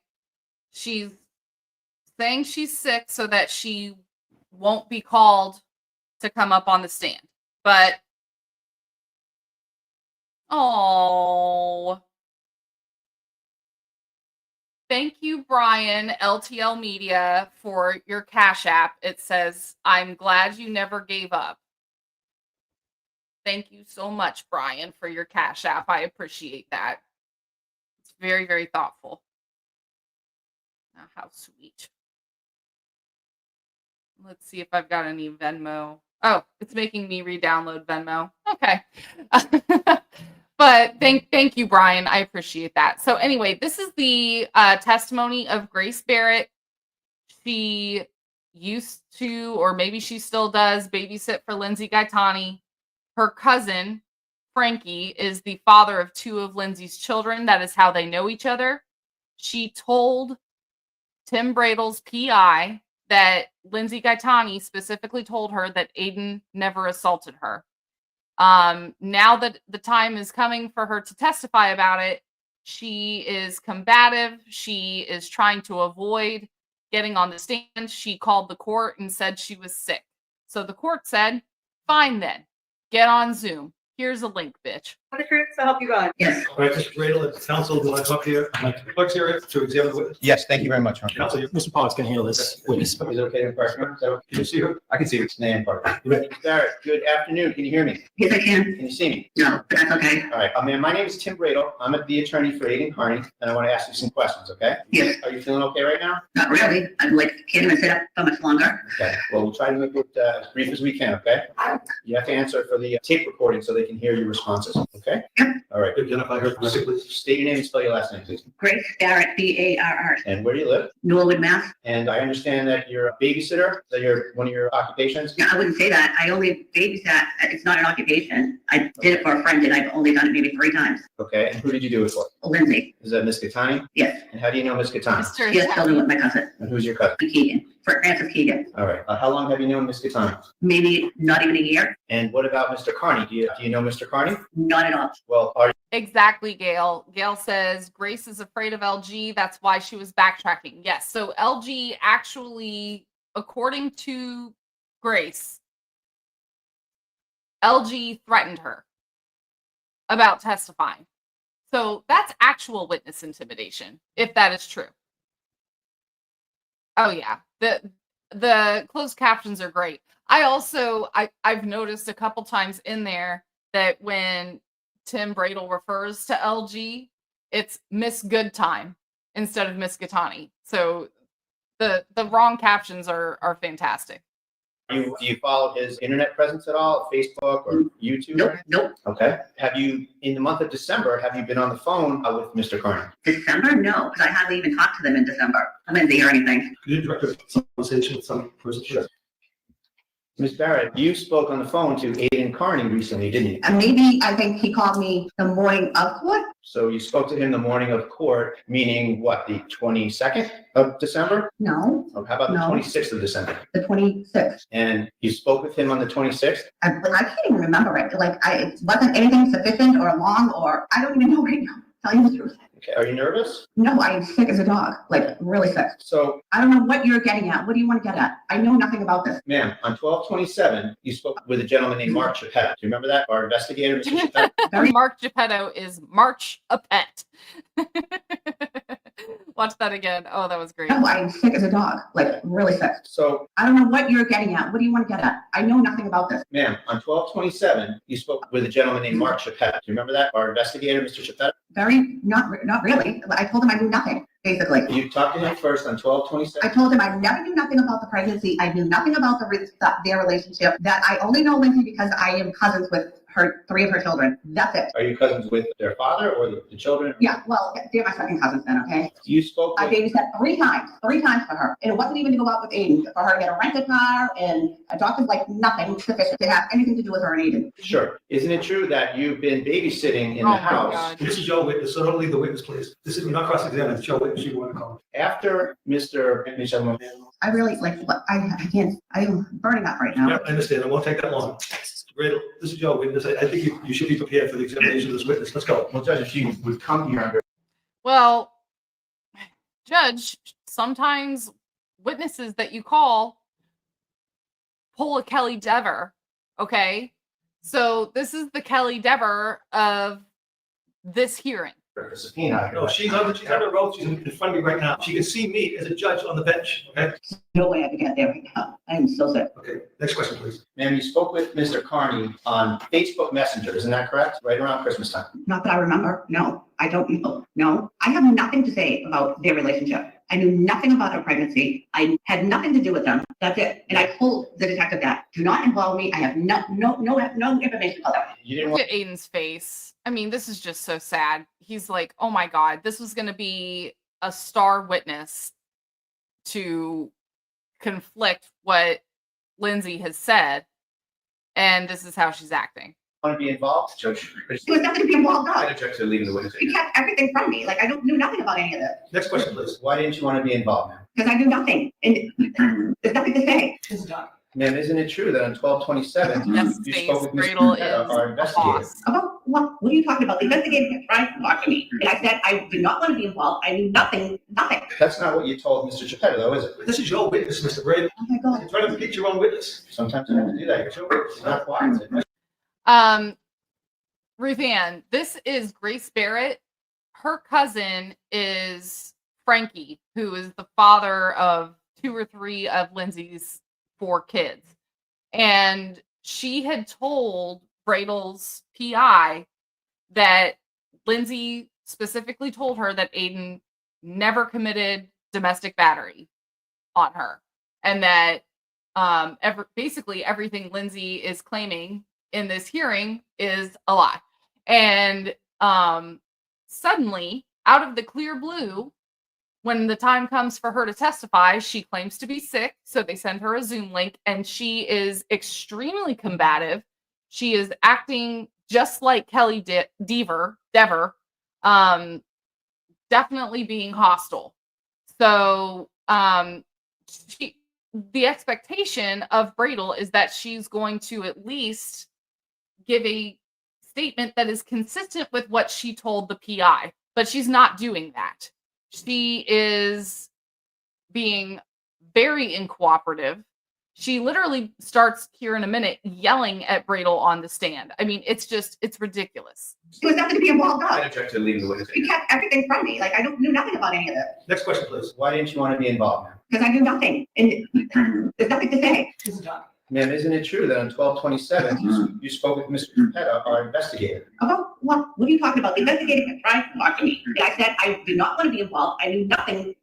That's not what you told Mr. Geppetto, though, is it? This is your witness, Mr. Brady. Oh my God. You're trying to impeach your own witness. Sometimes you have to do that. It's your witness. It's not quiet. I asked her when she had a conversation with Mr. Ma'am, I told him to leave me alone and I wasn't talking to him. you talked to him on 2 separate dates, didn't you? No, I told him to leave me alone. No. One time he asked to talk and I said no. And he asked if I would meet him and I said, I don't know. And then when he called, I said I wouldn't meet him. Did you arrive to babysit at Miss Gattani's house on 12/27/23? Yes. And on that date, you were aware that there was an incident involving Mr. Carney and Miss Gattani. Is that right? Leading the witness, Mr. This is your, Because she's this is your witness. It's your witness. right. We all. If you call a witness, you're Next not cooperating. Next question. You were aware that there was an incident between Mr. Carney and Miss Gattani, correct? Yep, that's why I was going to babysit. And you went over there, Mhm. and the first thing you did was talk to Miss Gattani about the incident, right? Leading judge. Nope, you're wrong. I went there and hung with the kids. She was getting dressed. Didn't you make it to a point? Mr. Bradley, why don't you ask her the conversation she had with Ms. Catani that day, okay? What was the conversation you had with Miss Gattani that day? None. She was getting dressed.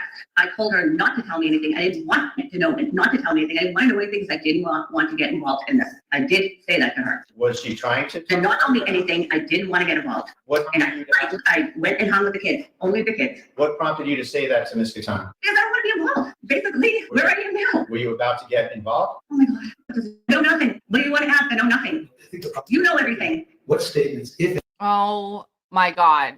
I mean, she's acting worse than Kelly Dever. any, did Ms. Catani to you on that day? None. So you came to her house to babysit that day? And I took the kids. And it's, Yes, because no, if you, because I must believe if you left. and it's your testimony that you didn't have any discussions? Let me just say too that if she were really sick, I don't expect that she would have this much energy to be raising her voice with Bradel. with Ms. Gattani? Ask the answer, Judge.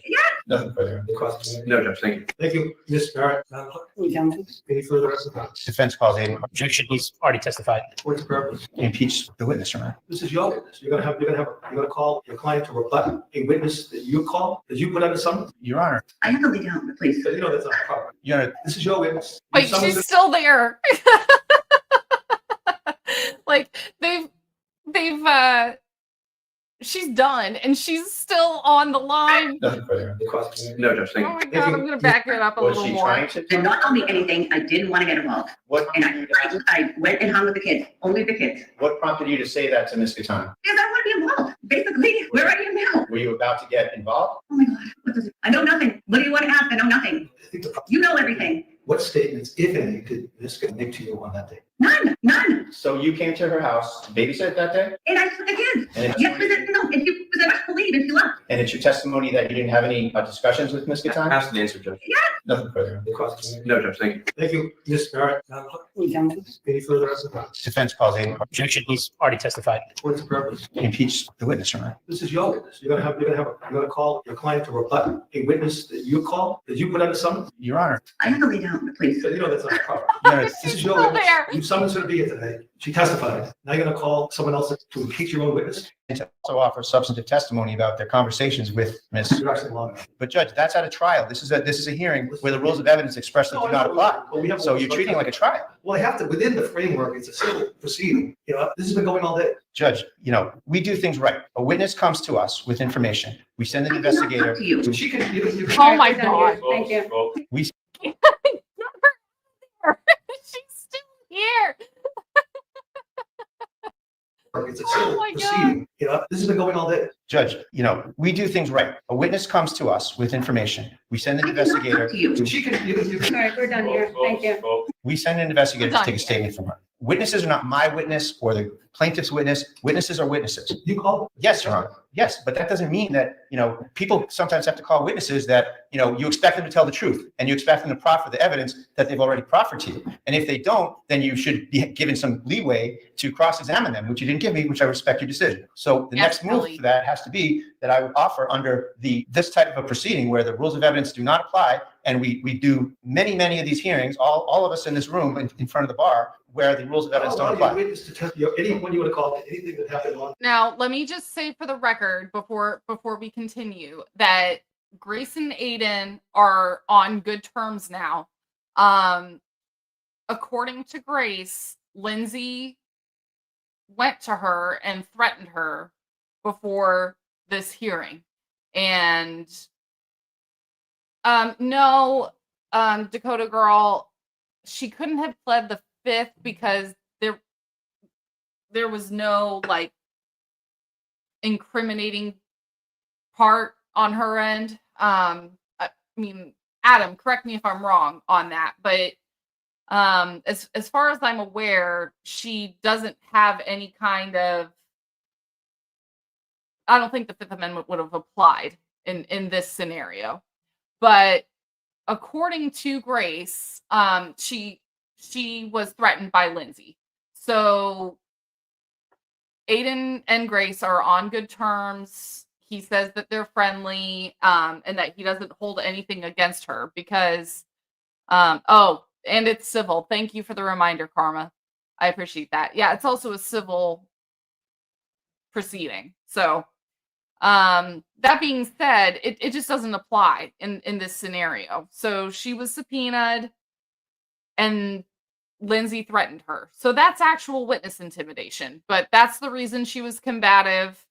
But she and Aiden are good now, and Aiden was very understanding of the situation. So, we're not here to hate on Grace, but she definitely was acting a fool. That's what I thought this witness would testify. You made an offer of proof this morning, Mr. Gray. Yes. That if she were called to testify, that you would Yes, testify. thank you for the That's what she reminder. told my investigator, Your Honor. On A, the B, C, D, civil E, F, How you G. got it wrong, maybe? I know we didn't get it wrong. She's not telling the truth. It's my proffer. Excuse me one No second. witness. So Judge, where a witness decides to not be cooperative, the proponent of the evidence should have another way to introduce it, particularly where we're at a proceeding where the rules of evidence don't apply. So I would allow you to. All right. Adam says she could, if and only if what she says would expose her from her testimony to potential criminal charges, but nothing she knows or said would have incriminated her. See, that's what I'm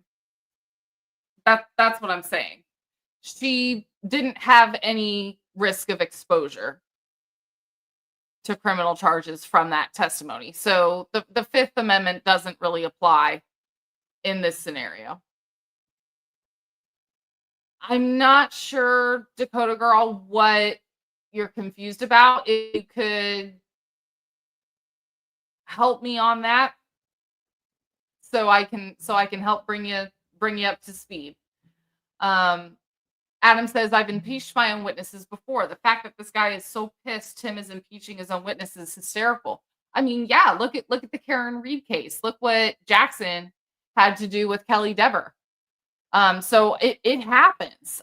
I'm not sure why the judge is so shocked by this. It's not like this is a unique event. I would ask you to allow me to call a recipient witness to the interactions with Ms. Barrett to report them to the court, and Your Honor is the fact finder, and you can do with it what you will. But in terms of, tightening up the rules of evidence, I know it's late. I know it's a lot of information. I really appreciate the court's patience, and you've been very indulgent in allowing us to put our case in. But this is an important aspect of the case that, for whatever reason, one side of the conversation doesn't want to talk about it, but that information was conveyed to Mr. Carney and Mr. And I have them both here to testify, and the offer of proof would be the 3-page sort of notes that I gave the court for Mr. Chappelle. And the same type of information was related to Mr. Carney, which is what prompted us to send to talk to this lady. Okay, so what Bradel is saying here is I've submitted to the court the notes taken by my private investigator, Mr. Geppetto. Yes, like from Pinocchio, Mr. Geppetto. He took 3 pages of notes from when he interviewed Grace Barrett. Grace Barrett said to the private investigator that LG told her specifically that Aiden never assaulted her.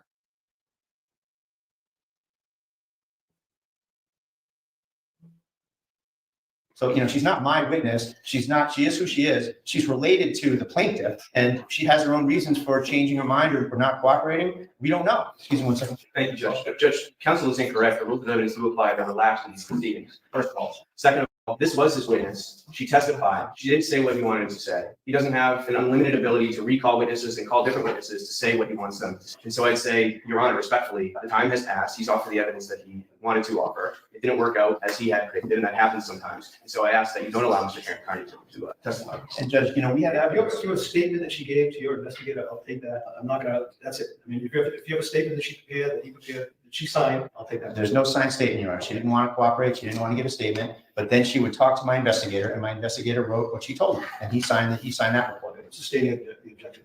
Thank you. Then we have nothing further, Judge. Thank you. No, thank you very much, Your Honor. Your Honor, this case is a fabrication from the beginning. Mr. Carney had just gotten out of Superior. And just to give y'all a spoiler, the judge, the purpose of this hearing is to get a restraining order granted against Aiden for a year.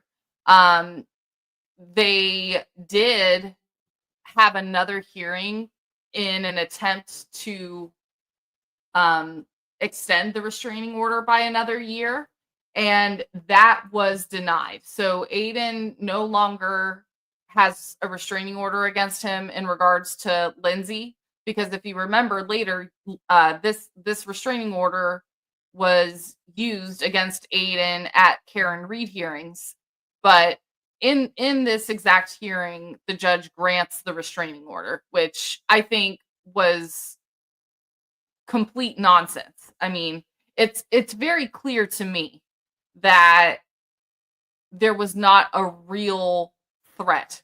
There was nothing that would have made Lindsay legitimately afraid for her life. Report. He's not going to go commit domestic violence 24 hours later. And even the nature of this is already on the plaintiff's best evidence is so incredibly ridiculously thin that it smells. It stinks to high heaven, Your Honor. The plaintiff here stole property from Mr. Carney. And Mr. Carney, to his credit, remained calm and asked for it and didn't get it. The whole time through this particular night, Your Honor, Mr. Carney did the right thing in the circumstances. He stayed there when he didn't want to. He tried to keep things calm. He never for a second assaulted Miss Gattani. She never even called the police. She called investigators who have been prosecuting, and we would contend persecuting, Mr. Carney for months. She didn't call the Medfield police. That's got to raise eyebrows, Your Honor, that she calls a policeman who's got Mr. Carney in his sights to the tune of 16 indictments. That itself is suspicious. Her first call is to him. His calls to the Medfield police. He calls the Medfield police. He invited this thing. He created this thing to get Mr. Carney back in jail, to get revenge on Mr. Carney for beating them in court 24 hours earlier, getting completely freed of any restrictions that they went to great pains to try to get into place, Your Honor. There's no fear of imminent serious bodily harm on the part of the plaintiff. It's a complete fabrication when you compare the thumb drive full of communications, and I know the court's going to look at all that stuff, and you'll see that it's Ms. Gattani who's constantly reaching out to Mr. Carney. She's the one that is manipulating him with this phony pregnancy situation. This whole thing, Judge, is a fabrication for revenge from Ms. Gattani's point of view and from the police's point of view. Yeah, the police engineered this whole thing to somebody who is very questionable judgment, someone who is insane half the time on the. And what the flock you say, Baker made a pretty good joke saying, yeah, that's reasonable if you're willing to have she could be Miss Good Time if you're willing to have a flat tire the next day and having it burn when you pee. That was really funny, Baker. Thanks for that joke. Text messages to Mr. Carney has been maintaining a horrifying pantomime of being pregnant for months and months to manipulate Mr. Carney and get him into her house and try to make him be her boyfriend through this insane pantomime. Your Honor, the credible evidence here is that Mr. Carney was being manipulated by her, that this is an 11th hour fabrication, that he pushed me and I fell on the couch. And to try to engineer something that puts Mr. Carney in jail, puts him at a disadvantage, exactly what the police want in this situation, Your Honor. The police showed up with a summons 2 hours after Mr. Carney gets free. A summons for what? We don't know. They never had a date in the grand jury. It got canceled. They didn't reschedule. It's a phony grand jury investigation, we contend, Your Honor. That was all engineered to make Ms. Gattani a phony witness so that they could put in phony witness intimidation charges. And they manufactured this on the thinnest of evidence in terms of, he pushed me on the couch after she did something stole his property. And the whole evening was engineered by Ms. Gattani. She asked for him to come over on the 22nd. He didn't do it. She asked him to come over on the 23rd. She baited him through the whole day and said, come over. She gives him a little tidbit of what happened, then says, but let's do the rest in person. And so he comes over. But then in her affidavit, she tells a completely different story. She tries to paint this ridiculous picture that she's the victim and Mr. Carney is pressuring her for sexual relations, pressuring her to do all sorts of testimony and all kinds of untoward activity, when in reality, it's quite the opposite, Your Honor. And that's what the written record shows, is that it's Ms. Gattani that is manipulating him, pressuring him. Then she, by her own admission, goes to his enemies and tries to get him in trouble with the enemies. Then she gets put in touch with these police officers that have charged Mr. Carney first in district court in 9 cases, and then they indict him. But they indict him with no record on cases that could have absolutely been handled in the Stone District Court. That's not before me. I don't know anything about that. I know what you're saying. Sure. That's the gist of. But, Your Honor, it's relevant. The whole reason Aiden Carney even went over there, which Miss Good Time or Miss Gattani, Miss Kimono, depending on what the closed captions say, is lying about. She said in her affidavit that she did not want him to come over and he barged in. Okay, this is all relevant. I don't care that it's too complicated for your mind to comprehend at this moment. My argument, Your Honor, is that Ms. Gattani is not a victim. She's not afraid of him. After the time she said she was afraid of him, after the time she said that she didn't want to see him again, she contacted him hundreds of times. After she said she's afraid that he's going to put sexual pictures of her on the internet, the reality is the opposite. She sent him sexual pictures for weeks after that. It's all.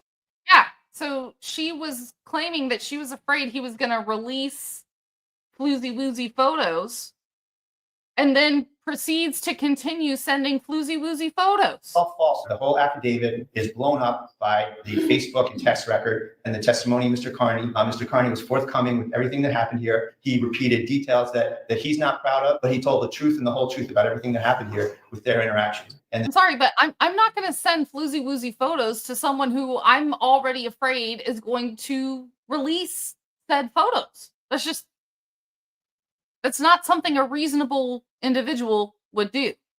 Then again, we know that this is not a reasonable individual that we're dealing with. The truth here, Judge, says that he didn't do anything with respect to domestic violence or witness intimidation. He did exactly the opposite. He told her to tell the truth and he tried to help her. And she twisted that all around because she's a rejected suitor. And that's what this is about, Your Honor. And she used all of her tools for revenge. She used the police used her. The police basically shook down a mentally unstable woman for their own purposes. And she was a willing participant. So I ask that you please end this charade, dismiss this restraining order, and allow Mr. Carney to get back to his life. Thank you, Your Honor. Thank you, Your Honor. Just very briefly, appreciate your time today. This has been a long hearing, and we appreciate your willingness to really be thoughtful, participate. Oh, it's the nicest thing he said all frick day.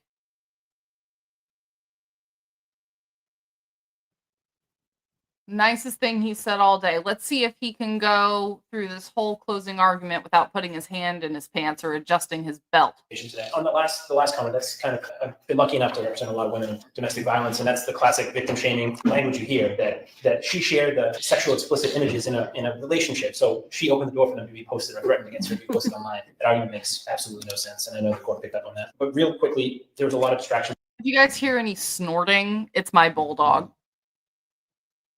I'm giving her scratches under her jowls, and it makes her very happy. Miss Paisley loves getting her jowls scratched. Today about conspiracies against the defendant. We're not here for that. We're here for this one incident that happened on the 23rd. We have a low threshold under the statute to prove by preponderance of the evidence, and I think we proved it is entrapment, Simone. Except there wasn't even any criminal activity. Entrapment is when you or a law enforcement official is going out of your way to convince or get somebody to engage in criminal activity. Oh yeah, Valhalla, it is a bulldog. Hang on. Paisley May, come here, baby. Well, Miss Paisley, she's camera shy right now, but I do have proof of her existence. Here she is with her sister. On the left is Miss Paisley. And on the right is Mitzi, her Frenchie sister. Here she is trying to get up on the couch, but she can't jump up on her own. And then this is their brother, Bodie, who is an American bully.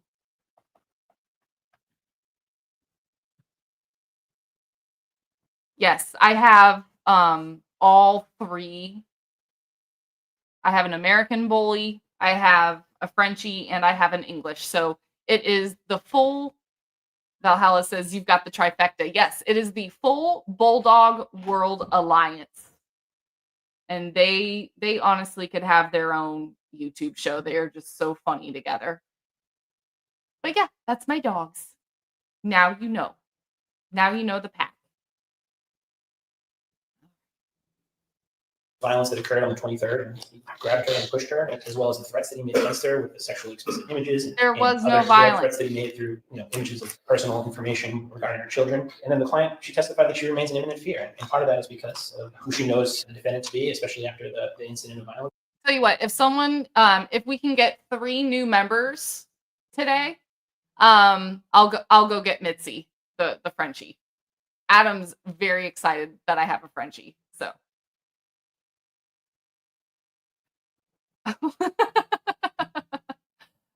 Nikki says, and you have me, the German bulldog. That's hilarious. Nikki is totally a bulldog. As well as his large following and his ability to continue the harassment and threatening of her going forward. So we ask the court to just grant the extension of the restraining order that you already granted for 1 year. Thank you. Good, all right. What they're doing is that we will all, based upon the evidence presented again today, contemplate the restraining order for a year until January 7th. B Crumbs. All right. B Crumbs did it. B Crumbs wants to see the Frenchie. Okay, hang tight. I'm going to remove myself and let the hearing just continue to play out. Actually, you know what? Here's what I'll do while I'm getting her. I'll rewind to Aiden's testimony. And let me just say, guys, like, I pity him so much. He's in custody for this hearing, okay? So Tim Bradle brought him a change of clothes so he wouldn't be in a jumpsuit. And I mean, you can just see the pain and the worry in his face. Thank you so much, Brett B. Crumbs. I appreciate it. All right, so let me go get Mitzi Lou, and I'm gonna let Aiden go ahead and play. Right? And was she saying in the written record, the Facebook text record, that you were forcing her to get an abortion? She constantly told me I was forcing her to get an abortion, something she said she was morally opposed to doing. And I repeatedly told her, I'm not forcing you to do anything. I don't have the ability to do it. It's a woman's right to choose in Massachusetts. Did you ever try to force her, cajole her, manipulate her into doing anything relative to this alleged pregnancy? Absolutely not. Now, Ms. Gattani has expressed a fear, an alleged fear here, vulnerability with respect to DCF and her children. And have you ever done anything to publicize her problems with DCF and her children? I have not. To your knowledge, is anyone but Ms. Gattani responsible for her problems with DCF and her children? No, just her. So in late November of 2023, did Ms. Gattani tell you that she had elected to have an abortion? She did. She ended up, after ignoring me all day on the 27th, she ended up coming to my court date on the 28th. She actually posted in the Norwood Mom's Facebook group looking for a babysitter to come the next day while actively ignoring me. She showed up to my court date in Stoughton, and we met up at the Dunkin' Donuts afterwards, and I asked if she did it, and she said yes, and she started crying, and I consoled her, and I told her it was going to be okay, and I'm here for her, and she was very upset about it, and I said, and then she asked me if we could be in a relationship, and I said, we'll see, I'd like to be, let's see where it goes. And for the next week, she constantly told me that she was traumatized from the abortion, that it was my fault, that I made her do something she did not want to do, that I forced her.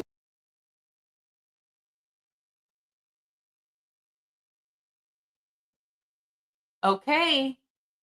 Here she is. This is Mitzi Lou. And she says that she's happy to give the people what they want. She has a little bit of Merle on the back of her ears. And no beret, no. She has Fluffy in her jeans. So on her back, she's got a little bit of longer hair. And oh my God, she's just the sweetest thing. She did not need to be trained because of her older brother and sister. Like, she would just kind of do what they did. But this is her, and she loves her people, but only her people. She does not love strangers. She's not a big fan of strangers. She'll be nice to you, but she makes it very clear with the look on her face that it's only because she has to. And then the other two love meeting anybody. But Mitzi, she's very careful with who she trusts. Yes, she does. Yes, she does. All right, little camera shy. You can jump down whenever you want. Add to stage. Here we go. She is. Oops. Sorry, I was trying to play the testimony and. And I said, I didn't force you to do anything. And that would really upset her that I didn't force you to. And she'd scream at me and say, yes, you did. You made me do this. Don't you dare have me say that. And I was frightened. And this is how most of our conversation. And then at some point, did she shift gears away from the notion that she had terminated the pregnancy? On December 5th, she got especially upset with me. And she told me, guess what? I didn't have the abortion. I was lying to you to see how you react. And I'm so glad now because I'm keeping it. And I was very shocked by this, that I'd been deceived for a whole week about her having an abortion. And she asked me to meet her the next day on December 6th. So I agreed to meet her at a parking lot in a town called Boylston at the Dragon 88. And we met there around noon to discuss, because she said she was still going to get an abortion now that she's back to the UK. So let me stop you right there and ask you another question. At this general time period in your relationship, did Ms. Gattani engage in behavior that was inconsistent with how a responsible pregnant person would conduct himself? Object to form, Your Honor. So you were, I'll lay some foundation if I may, Your Honor. You were skeptical about You have whether or not 5 Frenchies, Kathy. Just trying to lay the foundation. What's your state of mind with respect to the truthfulness of her testimony and her position with you at the time about being pregnant? Hey, Cheryl. And what contributed in terms Mine of has her an ear behavior to infection. further He's doubt walking her? in circles. Poor thing. Oh, yeah. Dogs down here in Florida, especially with the heat, it's very common for them to get, infections and stuff. We use what's it called? Squish Face. The Squish Face products. They have ear wipes They have wrinkle cream, they have wrinkle cleaning wipes, and they are fantastic at preventing stuff like that. So they're all extremely healthy, but I do highly recommend Squish Face if you're a bulldog owner. Let me see if I can pull up the. And no, this is not a paid promotion. Yeah, this stuff is great. It's very, let me do a stop screen, present, oop, share screen. Here we go. Oh, whoop, this is the wrong page. Shit, what do I do? Okay. Try again. I'm really bad at this. I'll get better, but here we go. This is the screen I was trying to share. Can you guys see it now? Yes. Here we go. Thank you, Gail. Have a great night. Okay, so this stuff is awesome. If you've got a bulldog, and especially if you live somewhere hot.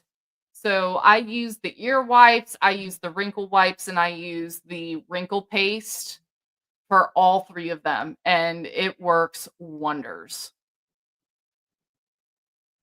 But that's it. All right, let's get Aiden back up here. Pretending to be traumatized from this, lying to me on the phone. Let me just stop you because I don't think you understand the question. I'll ask you a better question. The question is, what was her behavior that added to your skepticism about her being actually pregnant? Well, every time. Oh, me too. Animals are my happiness. Relevance is the. She was claiming to be pregnant, yet we would go out drinking. She would have 4 or 5 drinks, get blackout drunk. And when I saw her on December 6th and I met her in that parking lot, she was very upset and was kicking. We sat in the minivan and she kicked paddles in her car in anger at me. And she said, "I'm drunk right now." And she pulled out the water bottle that was filled with vodka. And then she said, "I have to go pick up my kids at daycare."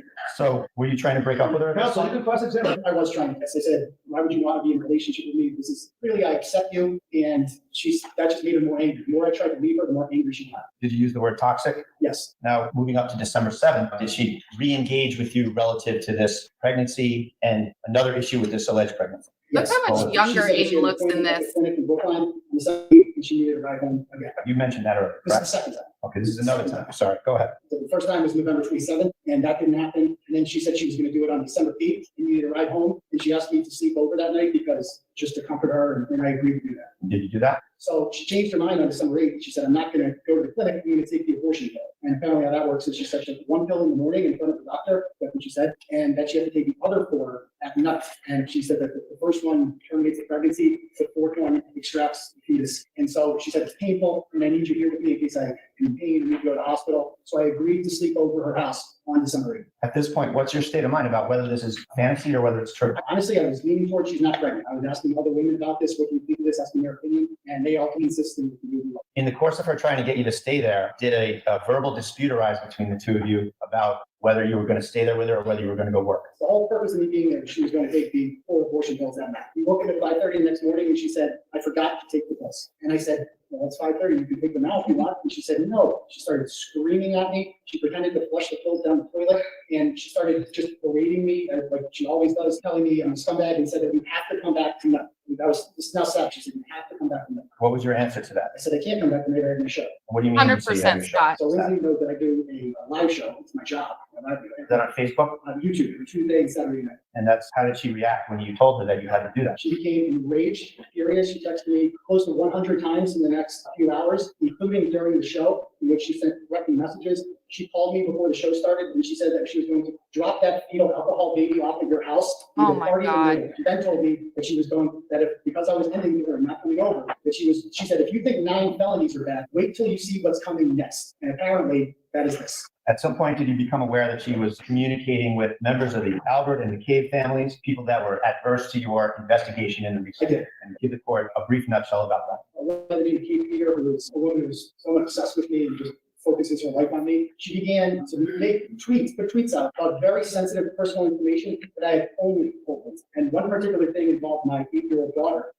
She posted something out to the effect of Aiden doesn't bond well with his daughter. He doesn't even love her. And I had previously had a conversation with Lindsay in which I said that it was easier to bond with my son because we have more in common than it was with my daughter. She also posted I was signed to do a documentary. I've signed with a major production company out of Los Angeles and partnered with another company in Boston. And Okay, so what Aiden is saying here is that he figured out that Lindsay was talking with Kate Peter because Kate Peter started posting things that he had only shared with Lindsay. That's what they're getting at with this. So I know that we kind of went a little out of order, but that's the gist of this. That's the gist of this hearing. And in reality, yes, there was witness intimidation, but it was not on the part of Aiden.